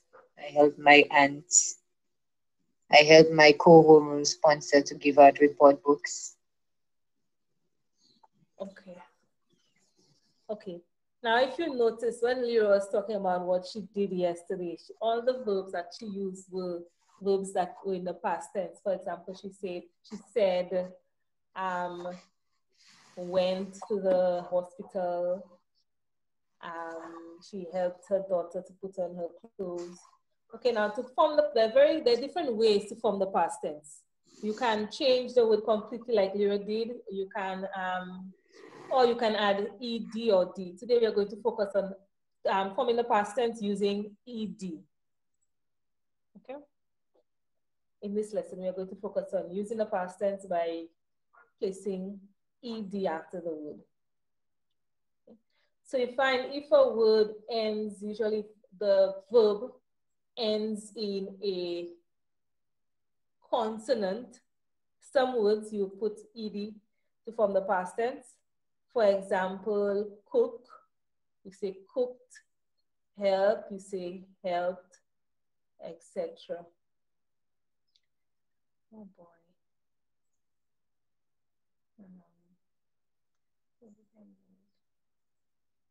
Okay.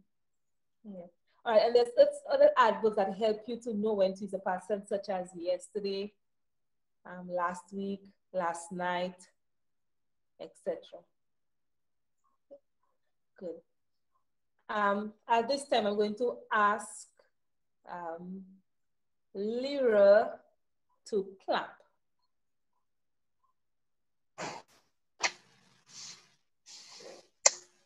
Did you clap, Lyra? Okay, stop clapping. Is Carrie-Ann? Is Carrie-Ann there? Carrie-Ann?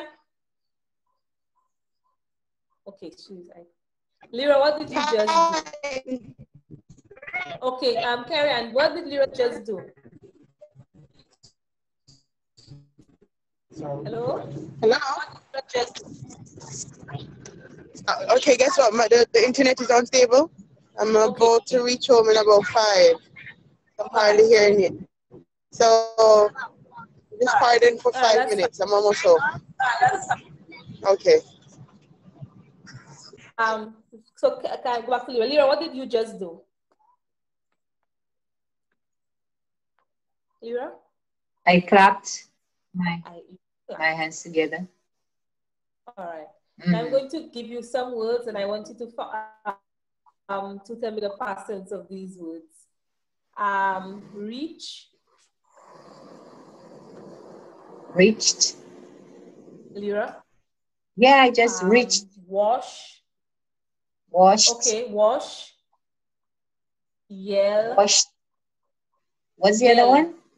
Yell. Y-E-L-L. Yell. Yes. Yell. Yelled. Yelled and pull. Pulled. Okay. All right, so now for homework, I want you to think of an enjoyable activity that you did in your last vacation. I want you to write sentences to talk about it, and to use the verbs in the past tense. Okay, all right, thank you very much. Thank you. That's it.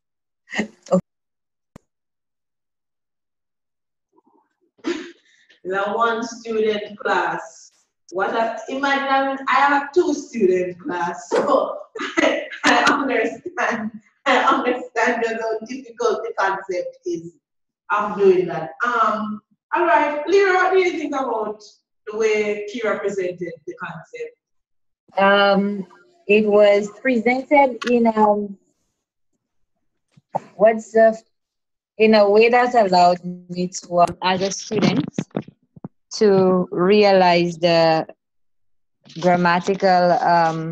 It was a grammar-centered lesson, I guess, in the sense that you got the gist that when forming the past tense, for some verbs, you add the ed.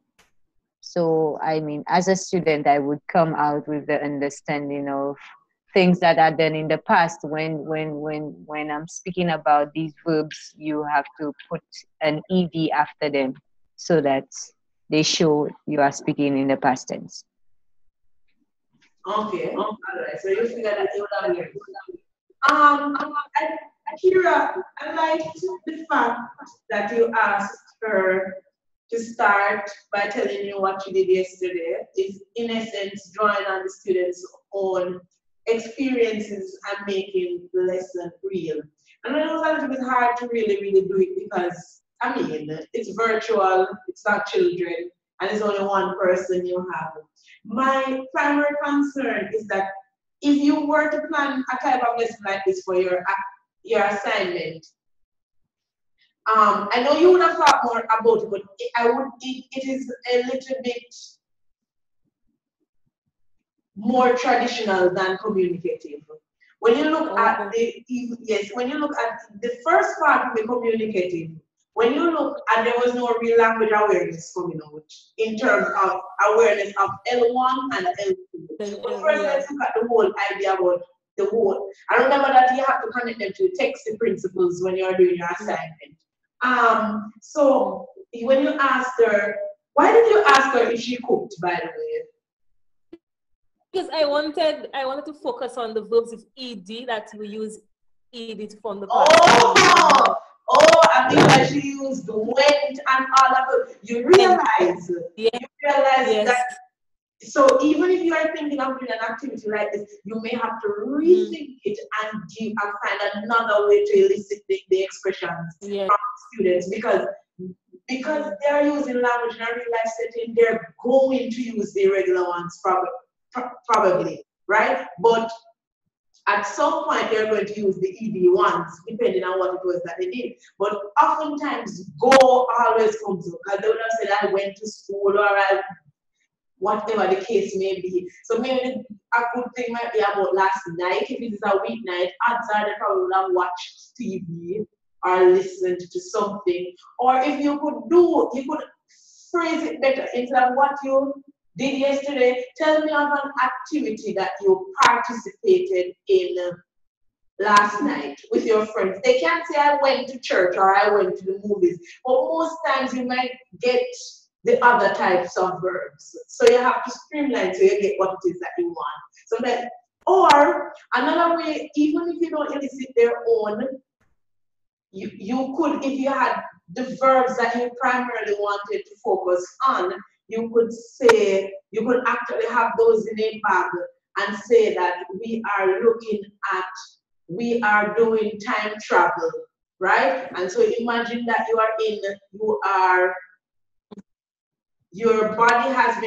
body is still here, but you have been transported to last week, and you are working with these verbs. What would you say? So you have like jump over the fence, and then there would be, so you would ensure that you got the forms that you wanted to focus on in the lesson, instead of saying that, but in this lesson we're focusing on so and so and so and so.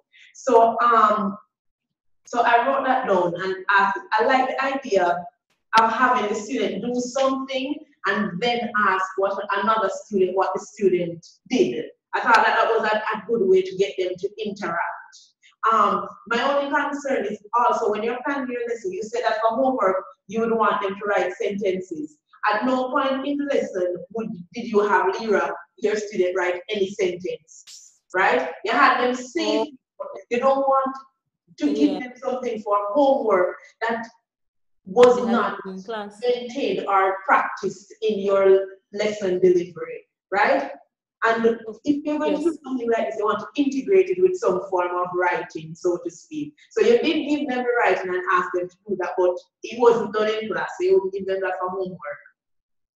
You make the homework consistent with what they practiced in class. All right? But not bad. Okay. Okay. All right, Lima, you ready now? Actually, I had a different idea. I was there going through lesson topics, specific objectives, and all. Oh, you were writing your lesson plan in detail. I was doing a lesson plan. I didn't realize that I just had to pull something together. So anyway, I'm gonna go Kira's way. Subject verb agreements, and since Carrie Ann, are you home now? I'm seeing a window with a curtain. Carrie Ann? Well, if Carrie Ann is not available, Ms. Gordon, you'll be the second student of the class. So for my introductory activity, I need the two of you to carry out an interview. And one is Hi, Lyra, I'm here. Oh, okay, all right. So, okay. All right, Ms. Gordon, you're free to go. Carrie Ann, you and Kira are going to carry out an interview. one person is going to be the student in the school that writes for the paper, the school paper, and the other person is going to be the star athlete after the whatever the year's sports meet.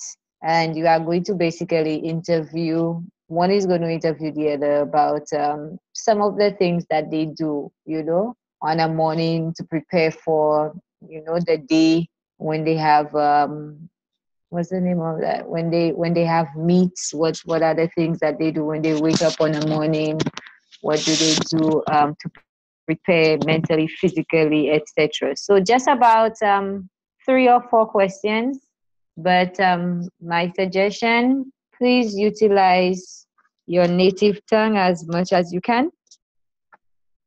All right, we don't have to have standard English. Utilize your native tongue as much as you can. So Kira, you can question Carrie Ann.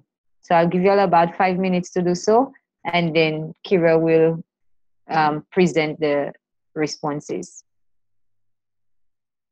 Go ahead.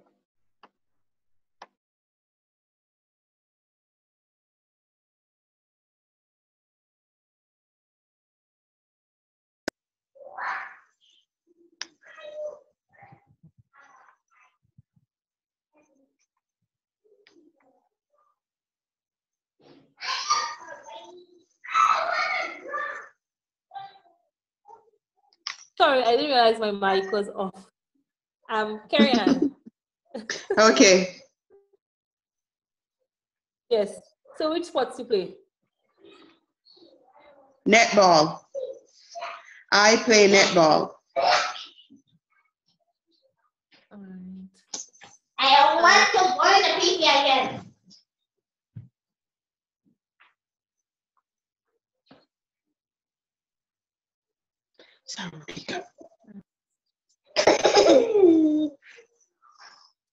Have you taken part in many netball tournaments?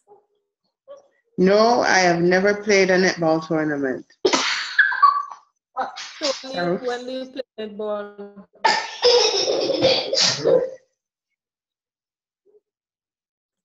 I'm sorry, please repeat. Yes, when do you play netball?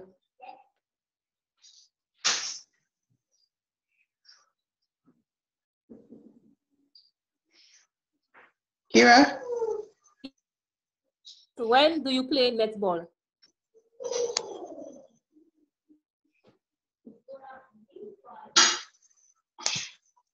Hello? Oh boy.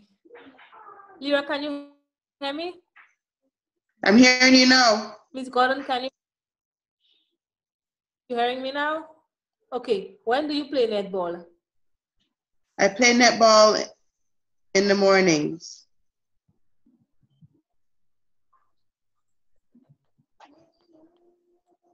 Okay. You part of a team? No, I'm not part of a team. I just play for fun. Who do you play with?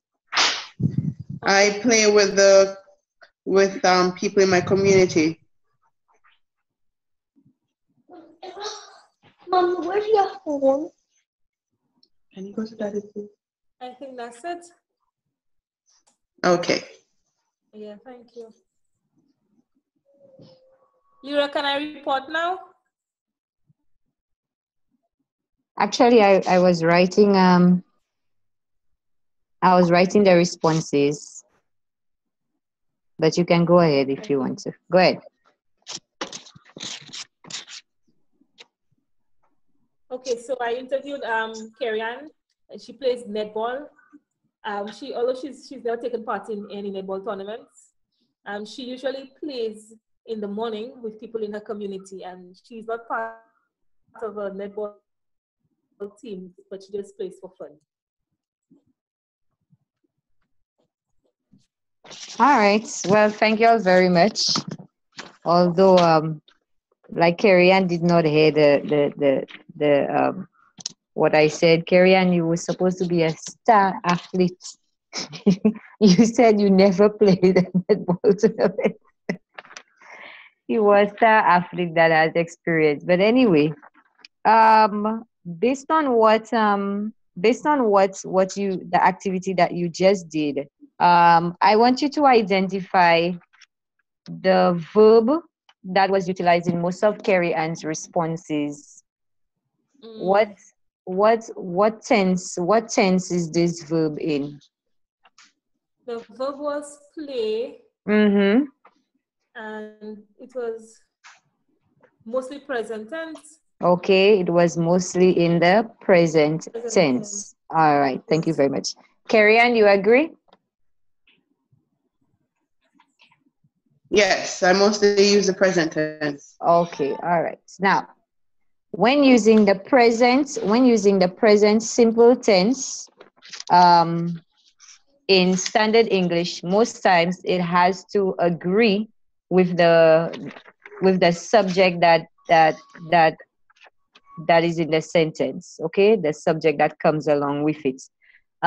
In your instance, because it was a singular person, okay, the verb play finds itself as the base form in the regular English. So it does not change. The verb itself stays the same in the present tense. I play netball. Okay, like what you said. I play netball with the people in my community. But there are other ways that the present simple tense verb changes to agree with the subject. Okay, there are three other ways. There are times that it changes according to the verb, um, by adding the form s. Okay, so for example, if you were reporting on a boy that, or you were asking, you were giving a sentence that there was this boy who ran a really good race. Whilst he was running it, you could say that he runs. Okay, sorry, he plays very good netball, or he plays very good. So you add the s. Okay, there is another form. Sometimes you add es also. Um, an example of adding the es would be, mm,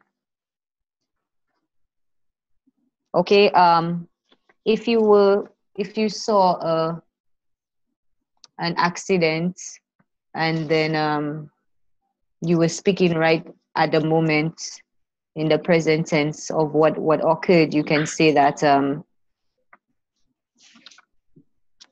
the van crashes into the truck, or because you're saying, so crash is one that would carry the es. Okay, another one that would carry the es, usually sometimes when the verbs end in y, they drop the y, and then they add an ies, an I for the y, and then an es. So you would say that the baby cries, okay, in the present tense. All right, so it's either you add the s, the es, or sometimes the base form of the verb, the base form, the dictionary form, it stays the same. All right, and there are times that, yes, so as a result of this, since your sentences were very standard English, we did not have the occurrences of the Creole speaking problems that occur. For example, many times the subject and verb do not agree because of the negative influence or negative transference of the Creole. So we might say, in casual talk, we might say, he go, they go, or it's all the same. The verb stays an unmarked verb. It's the same verb, but the subject changes all the time. But in standard English, we do the opposite. The verb has to suit the subject. Okay, whether the subject is plural, whether the subject is singular. But again, you have to know that in order for you to identify in which way the verb changes, you have to look at the subject, at the, well, not the subject, you have to look at the type of verb, because not all verbs change to form the present tense the same way. Okay, so that's subject verb agreement in the simple present tense. So for your activity, I'm going to give you 3 sentences. with 3 different verbs, and then you will form the present simple tense of the verb by using the correct form. You'll make the verb agree with the subject. Okay, so the first sentence will go to Kira, and then you'll orally give me the corrected version. The sentence is, and the verb is we. The verb is emerge. So where I put the dash, you will give me the correct form of the verb there. We dash from the dim stairway. We dash from the dim stairway. We emerge. Okay. Is that emerged?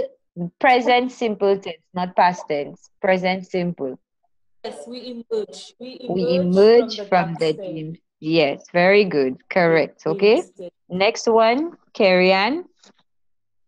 After all this downpour, the verb is drizzle. Okay. After all this downpour, the rain still dash.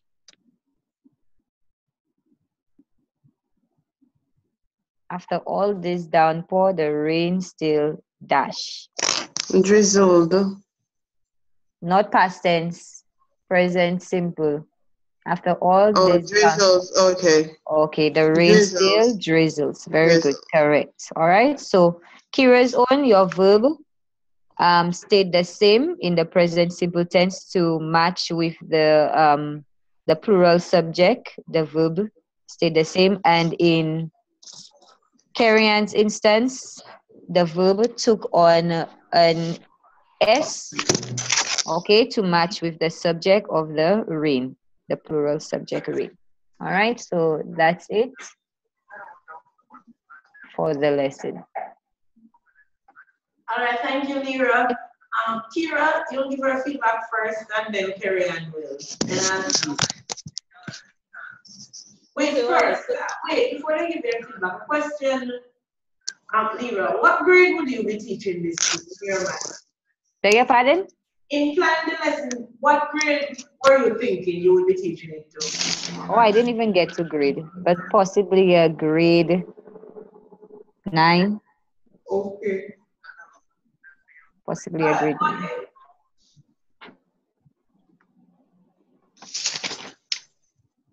Yes, Kira? Sorry, yes. In the beginning of the lesson, we used some group work. She got Karen and I involved in a group activity. So the class was interactive in that sense. And then she used the information that we got from the activity to bring her lesson across, to explain present tense verbs for us, so that was good.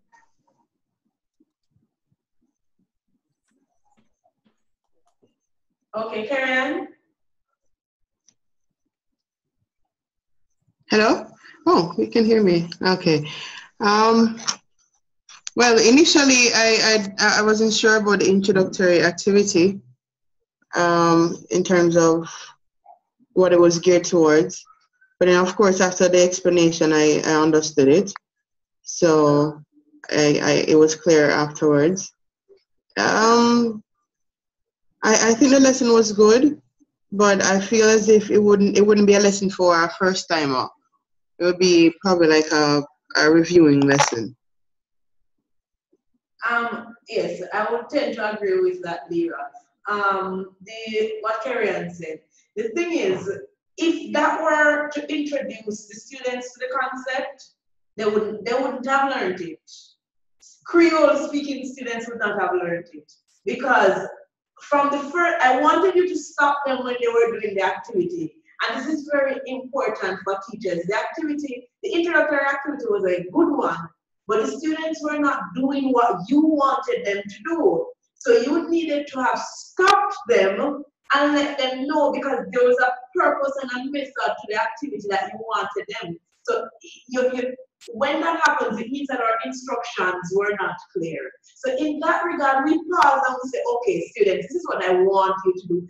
And if anything, you demonstrate, you model if they're still not getting it. Because had those students spoken in Creole, you would have had language awareness, because I know that that was what we wanted to do. You wanted them to say, so what are you doing there, morning? Well, when we are playing netball, this is what we normally do. We do this, we do that. You wanted to emphasize that Creole verb remains unmarked, but when you're using English, you need to know this. But your students, because they're so bright, all they did was to use the English language, and because they use the English language, you don't have anything else to teach them now, right? So in essence, these are adult learners.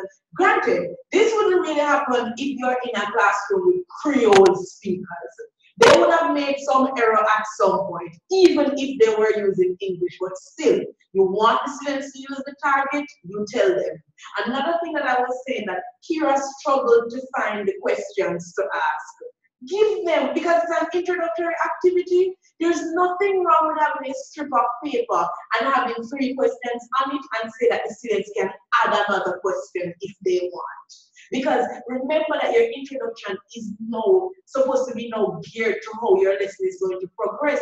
There are certain things that you want to bring out. So you have, as the teacher now, it's not that you're controlling the environment, but you're setting. Remember, planning for interaction is one of the text principles. So you now need to plan effectively to ensure that interaction goes the way you want it to go, so that the language structures you want to teach can come out. So that was something that I really, really wanted you to do. So you could have stopped them. Nothing would have been wrong with that. My concern is there would, in both lessons, there was no real language awareness. And the reason I'm stressing this is because this is a big part of what we're doing, right? And a big part of this course. So when we're planning our lessons, we have to be conscious of that. For me, instead of telling them all the rules, and I know that part of it is because you're not comfortable with the teaching of the English mirror, right? So it is going to take time for you to get there. You in a classroom, it would have been better to have them reduce the rules. So like we saw in Pollard's book, you would have written their Creole sentences on the board, and probably you could have translated them to English if you had all forms.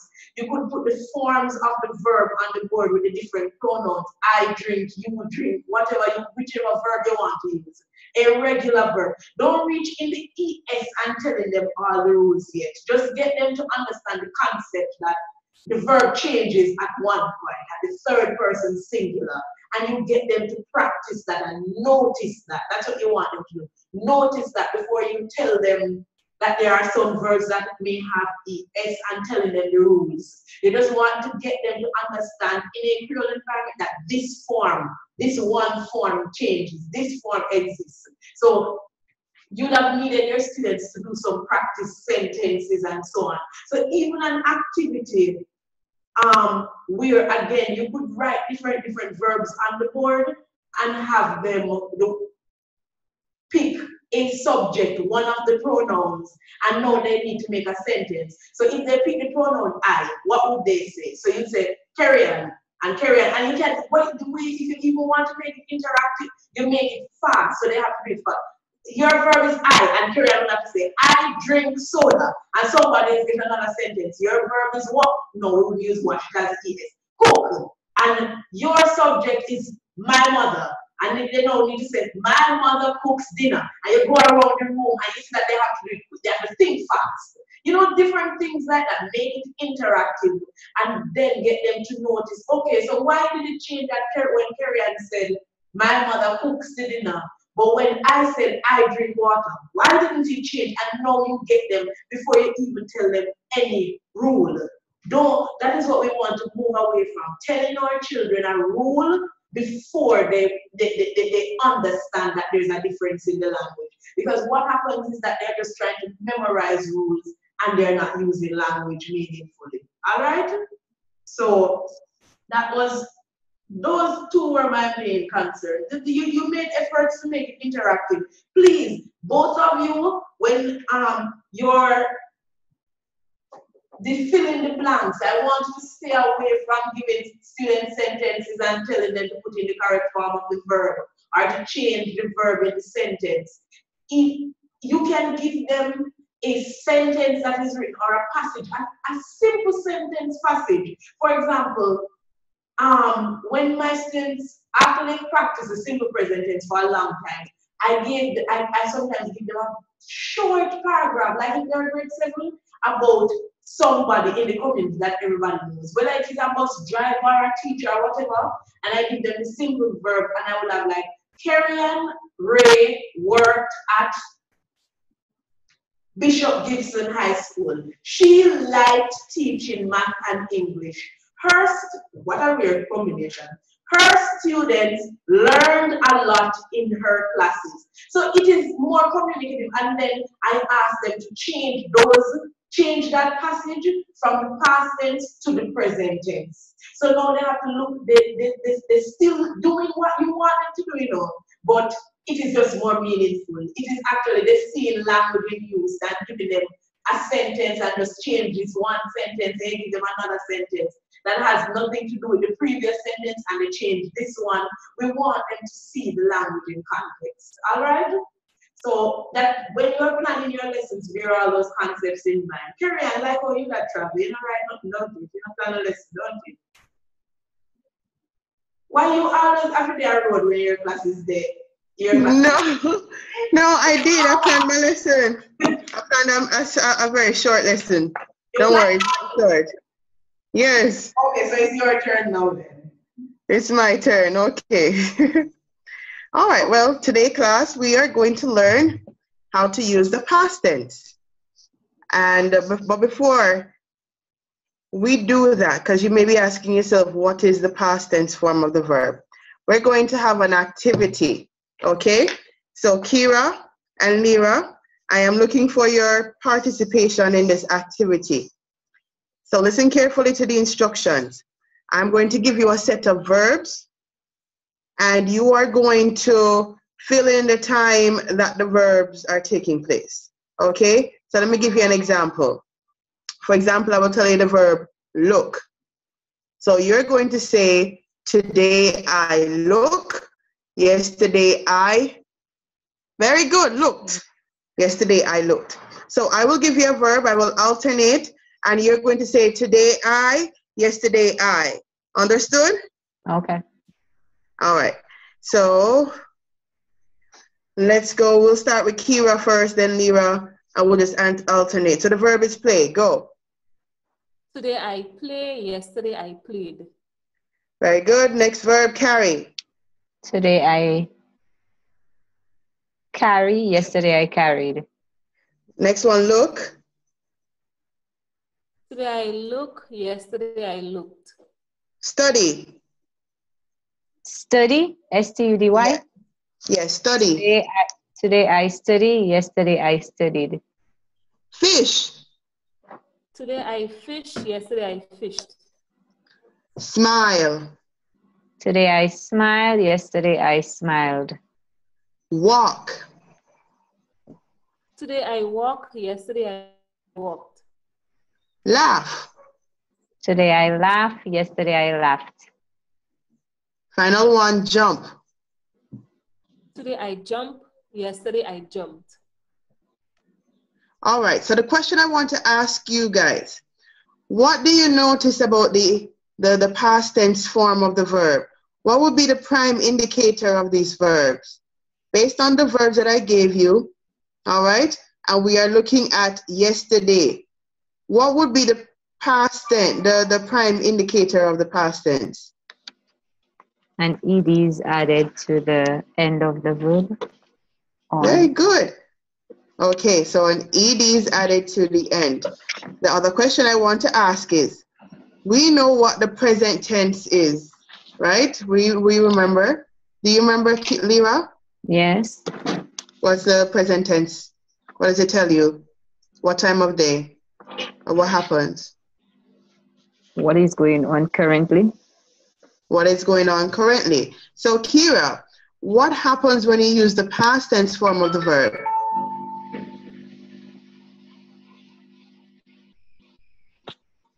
and it's indicated by yesterday. Then again, when we use the past tense for? Yes. What happens when you use the past? Repeat the question, please.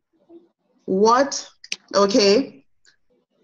When do we use the past tense form of the verb? We know we use the present tense when something is currently happening. When do we use the past tense form of the verb? When something happened already, for example, yesterday, it happened. Very good. So, right. So today I look, that's the present tense. And yesterday I looked, that would be the past tense. Now we're going to continue that activity, but I'm going to give you some irregular verbs. Now these verbs will not have the same ed ending. So let's see how we do with it. Kira, the verb is eat. You're going to say today I. Today I eat, yesterday I ate. Very good. Lyra, swim.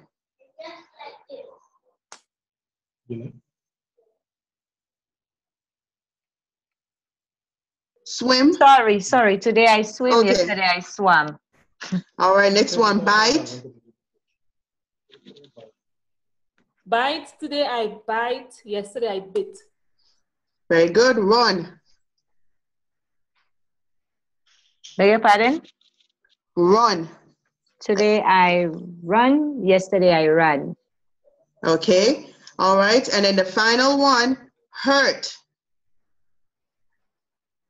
Hurt, today I Yes. hurt, yesterday I hurt. All right, now you've seen where the past tense, the prime indicator is the ed ending, but there are some past tense form of the verbs that do not have the ed ending. They are what we call irregular verbs. All right, now we will touch more on the irregular verbs, but I just want you to know that they are still recognized as the past tense form of the verb. Okay, any questions? Do we understand what the past tense is used for? Yes. All right. Now, I'm going to give you an activity to do. I want you to imagine that last night you went to a party. Do you like parties? Yes, of course. Yes. Well, last night you went to a party and you had crazy fun. Now, I want you to write a short paragraph telling me what you did last night at the party. Okay? Now, you are going to use the past tense form of the verb telling me what you did at the party last night. I'll give you 5 minutes. 5 sentences, Okay. 1 paragraph. Okay, go ahead.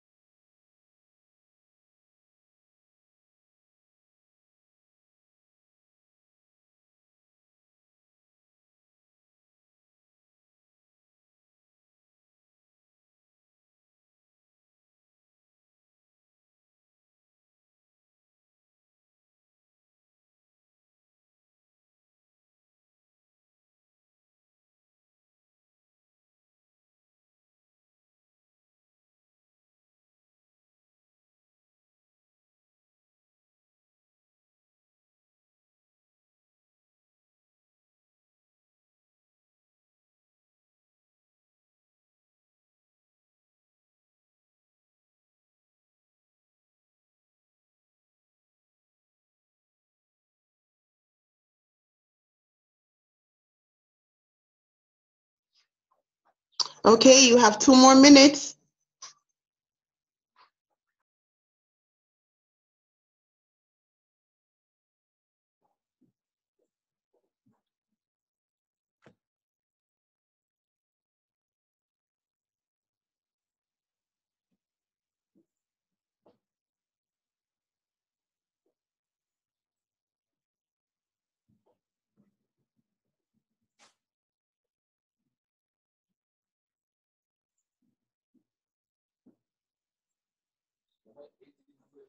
Mm.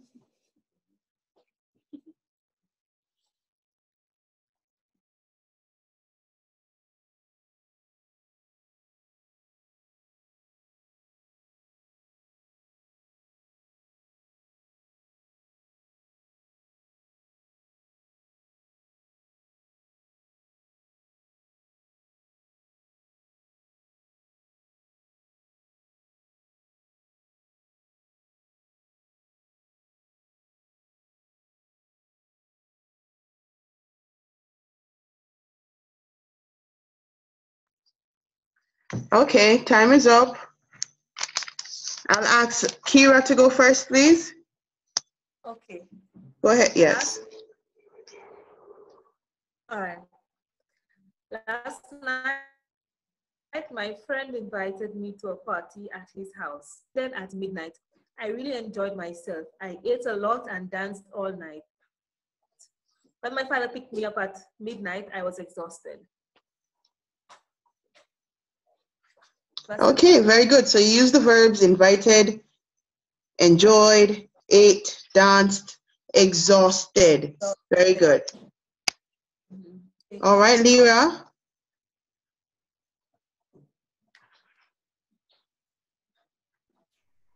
Last night, I had so much fun at my friend's party. We started the night off with some prayer and then sat down to eat. After the meal, we played some games such as Pictionary and charades. We all laughed so much that our tummies hurt. The night ended with some drinks and well wishes for the birthday girl. All right, very good. So you use the verbs had, started, sat, played, laughed, and ended. Very good. All right, so let's review. When do we use the past tense form of the verb?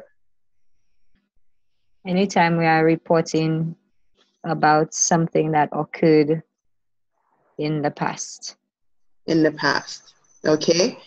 What about 1 minute ago? Would 1 minute ago be the past? Yes.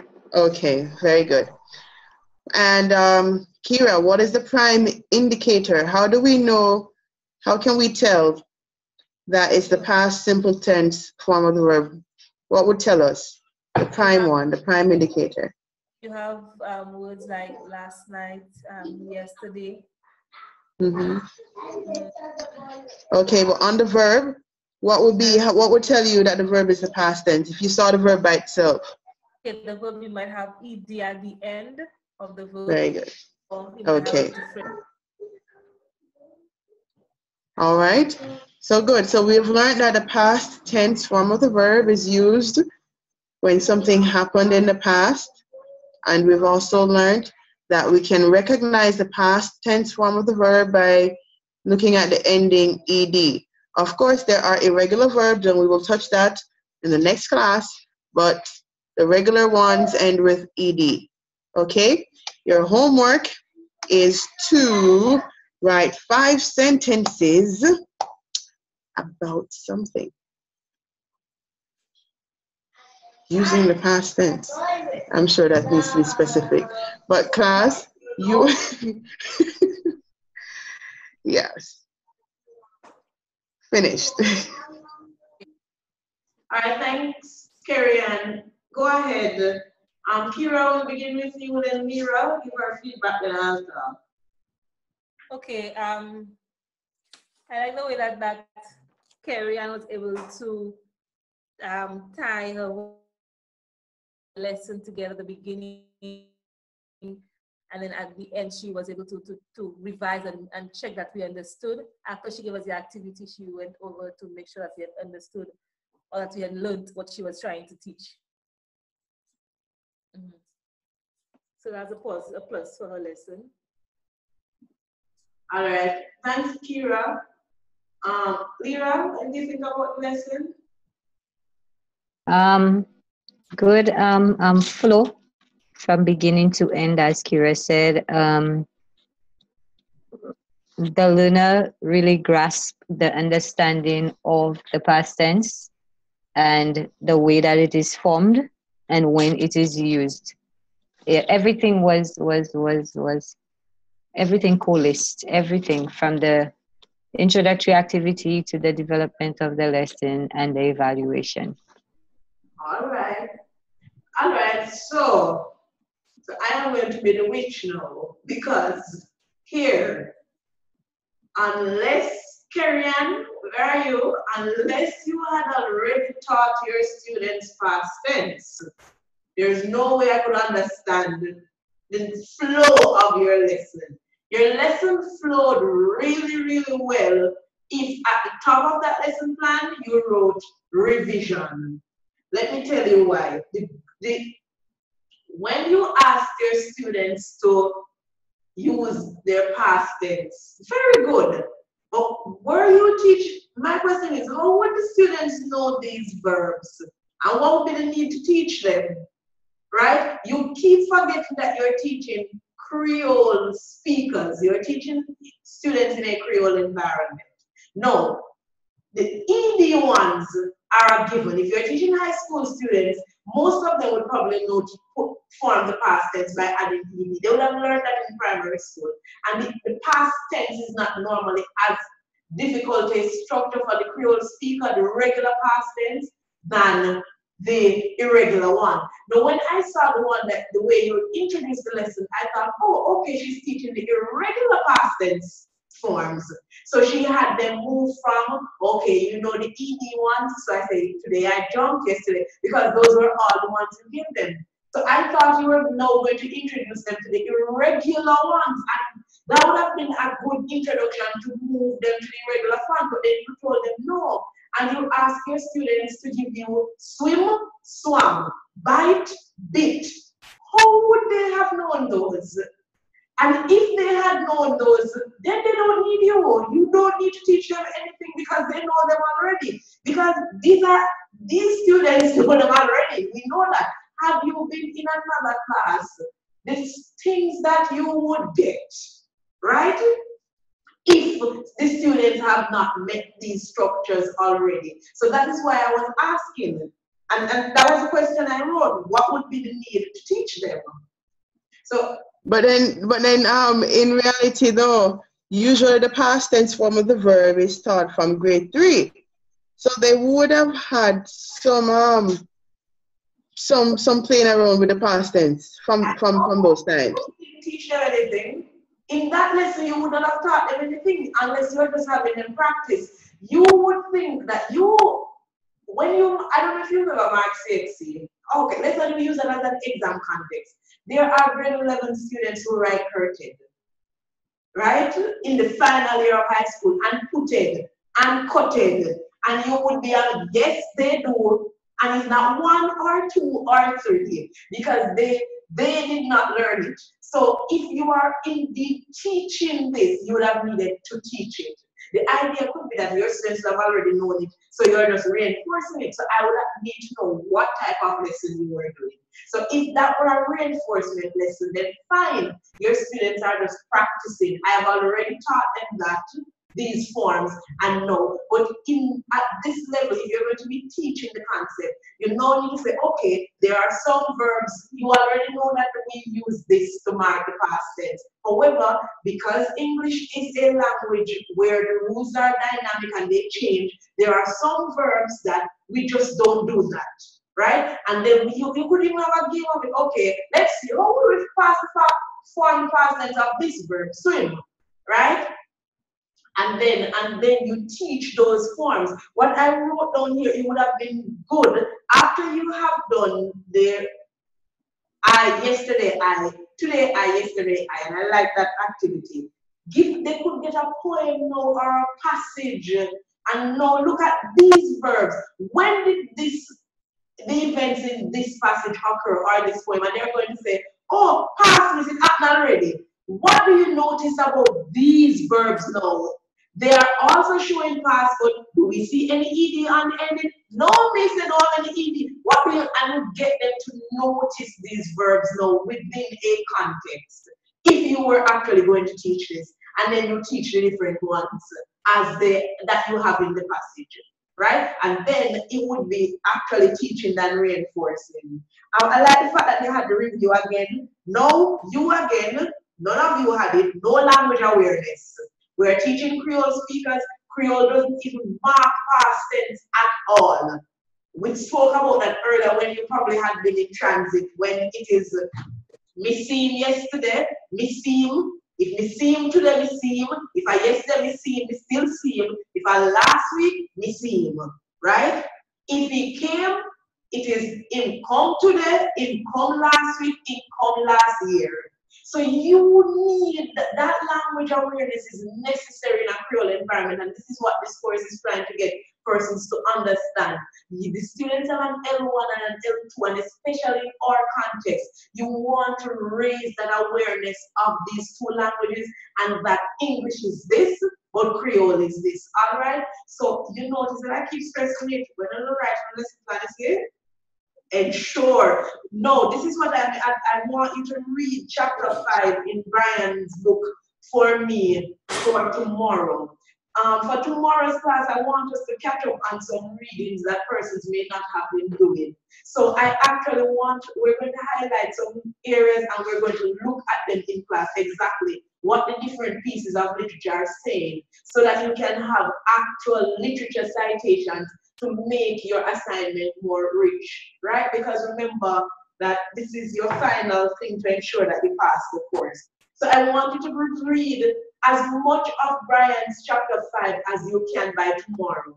If you are reading and you find that by the time we have class tomorrow, you're not able to get to everything, skip over to the part where she tells you about language awareness in the Jamaican context, a Jamaican classroom example.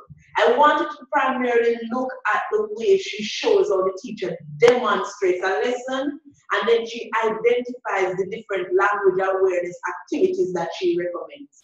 All right? We're not saying language awareness is the only textbook principle, but an entire chapter is devoted to it in here, and Pollard writes about it. What we're saying is that in a Creole speaking environment, we need to make our students, as well as providing them with input, as well as giving them interaction, we also need to have them notice. We want them to get an understanding of language structure and be able to contrast their L1 with the L2 so that they can get a better grasp of language and use it communicatively. All right? So that is what you're going to read for me. So we're going to do our 3, 2, 1 now so that we can leave by 6. I won't give you until 6:30 today.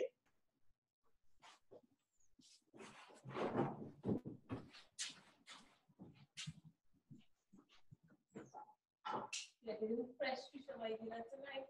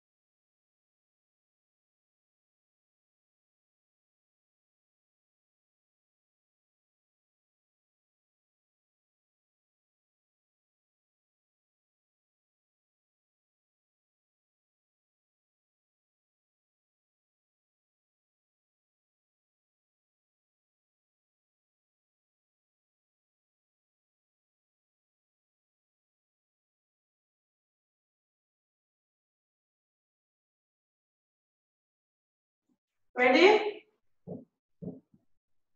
Yes, you all look ready. You look like you're done. I know that you're all very tired. I can see it in your eyes. I understand. Trust me. I am this afternoon when I was coming, I don't know. I just prayed.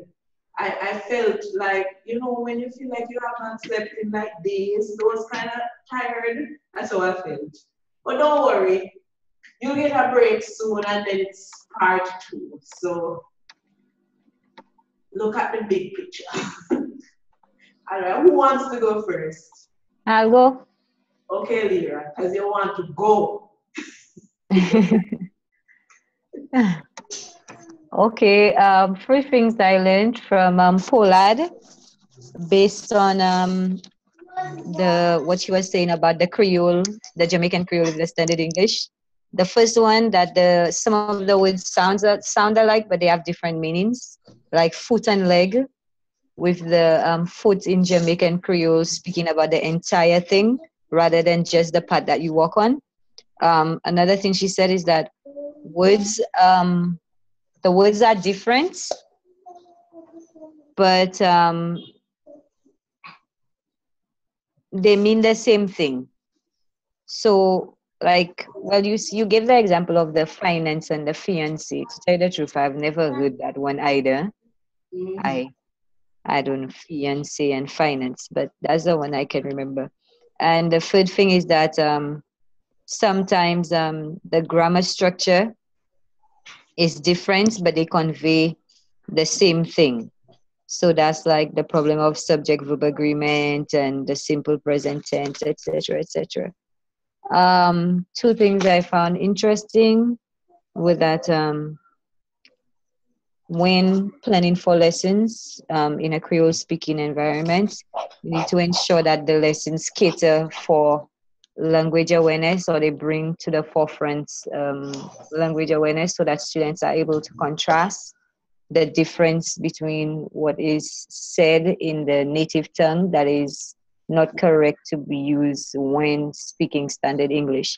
And another thing is that lessons now, when we are writing our lesson plans, they should be student-centered rather than teacher-centered. So instead of writing the teacher will do this, that, or the other, you write that the student will do this, that, student will read that, student will answer questions, instead of the teacher-centered way. And I think I pretty much understood everything today. Yes. All right, thank you, Lyra. Okay. Go ahead, Kira. Okay, 3 things I learned today was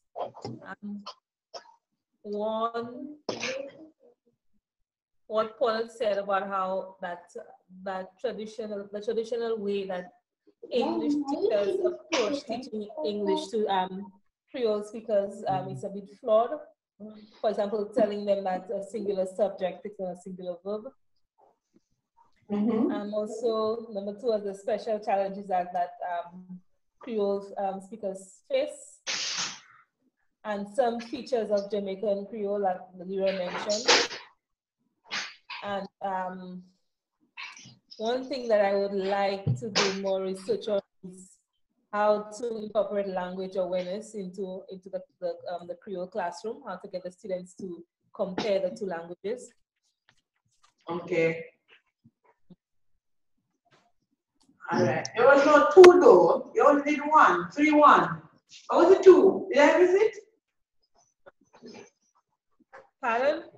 You did 3. The 3 things you learned, but did you do the 2? Oh, the 2.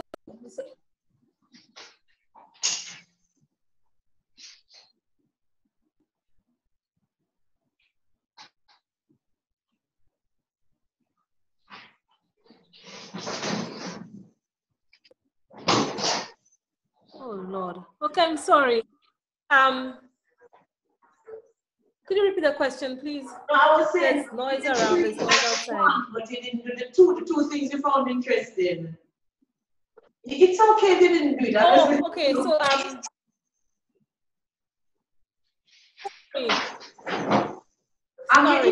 One of the things I found interesting was the words you mentioned. Yes, there's a loudspeaker outside making a notice, and then my dogs are barking. Oh, okay. All right, here, we understand. It's okay. You can leave it for today. All right, go ahead, Carrie Ann. All right. So, well, I came in late, but from what I learned, so the three things I learned, I picked up on Pollard's recommendation about how to teach subject-verb agreement, that we should definitely not tell the students that a singular subject takes a singular verb, that we should instead let them know of the third person and how the verb changes there. I think too that I learned that she made mention of there being two distinct language codes, the Jamaican Creole and the Standard English. They are essentially different, and because of that, we will need to incorporate the language awareness in the classroom so that the students can understand the difference in the language, the languages. Please, that Pollard does not actually use the term language awareness. But when we look at what he is writing about, we can make the connection based on how Brian defines language awareness. And Brian also references Pollard's recommendation in her work in chapter 5, all right? I just want to cite, and I don't want you guys to like cite and say Pollard mentioned about language awareness. Right. Yeah. Okay, all right, good, thank you. I'll note that. I also learned about, in terms of the lesson planning, it's kind of like what Lyra said, that it should be, the lesson plan should be more student-centered. So the students should pretty much be doing the activities instead of the teacher standing up there and doing a lecture or an expository kind of a teaching. They should be engaged, they should be active in learning the language. So it should be more student-centered and student-friendly. Now, what I would like to learn more about is how to effectively teach using language awareness. And I will be reading Brian's, but I'm wondering though, would I be able to get the book? How do did you send a chapter 5 handout? No, there's no handout. The book is available on Kindle. That's what persons have been doing to read it. On Kindle, all right. So so I'm going to definitely get that book. What's the name of what's the title of it? I only have Brian and grammars. I can't believe we're at the end of the course and you're telling me, asking me what the book name, carry on. Actually, you know what? No, I did read this. But I read some handouts. I did read this. Between Two Grammars. I did. We've read pretty much, we've focused on chapters 1 to 5 basically thus far. We're essentially at chapter 5 now. Right, no, I did. I did. It's just that I didn't really focus on the name of the book, but I do remember Between Two Grammars. Okay. I did read about 2 chapters up from that. So that's what we're going to do tomorrow. We're going to look at essentially what she says about language awareness. There will be no PowerPoint tomorrow. We're going to look at that. I want us to look at some other readings to the Pollard 2003 article that I sent you. And then I read that. I want to be a class where we basically clear up any other issues that you may have.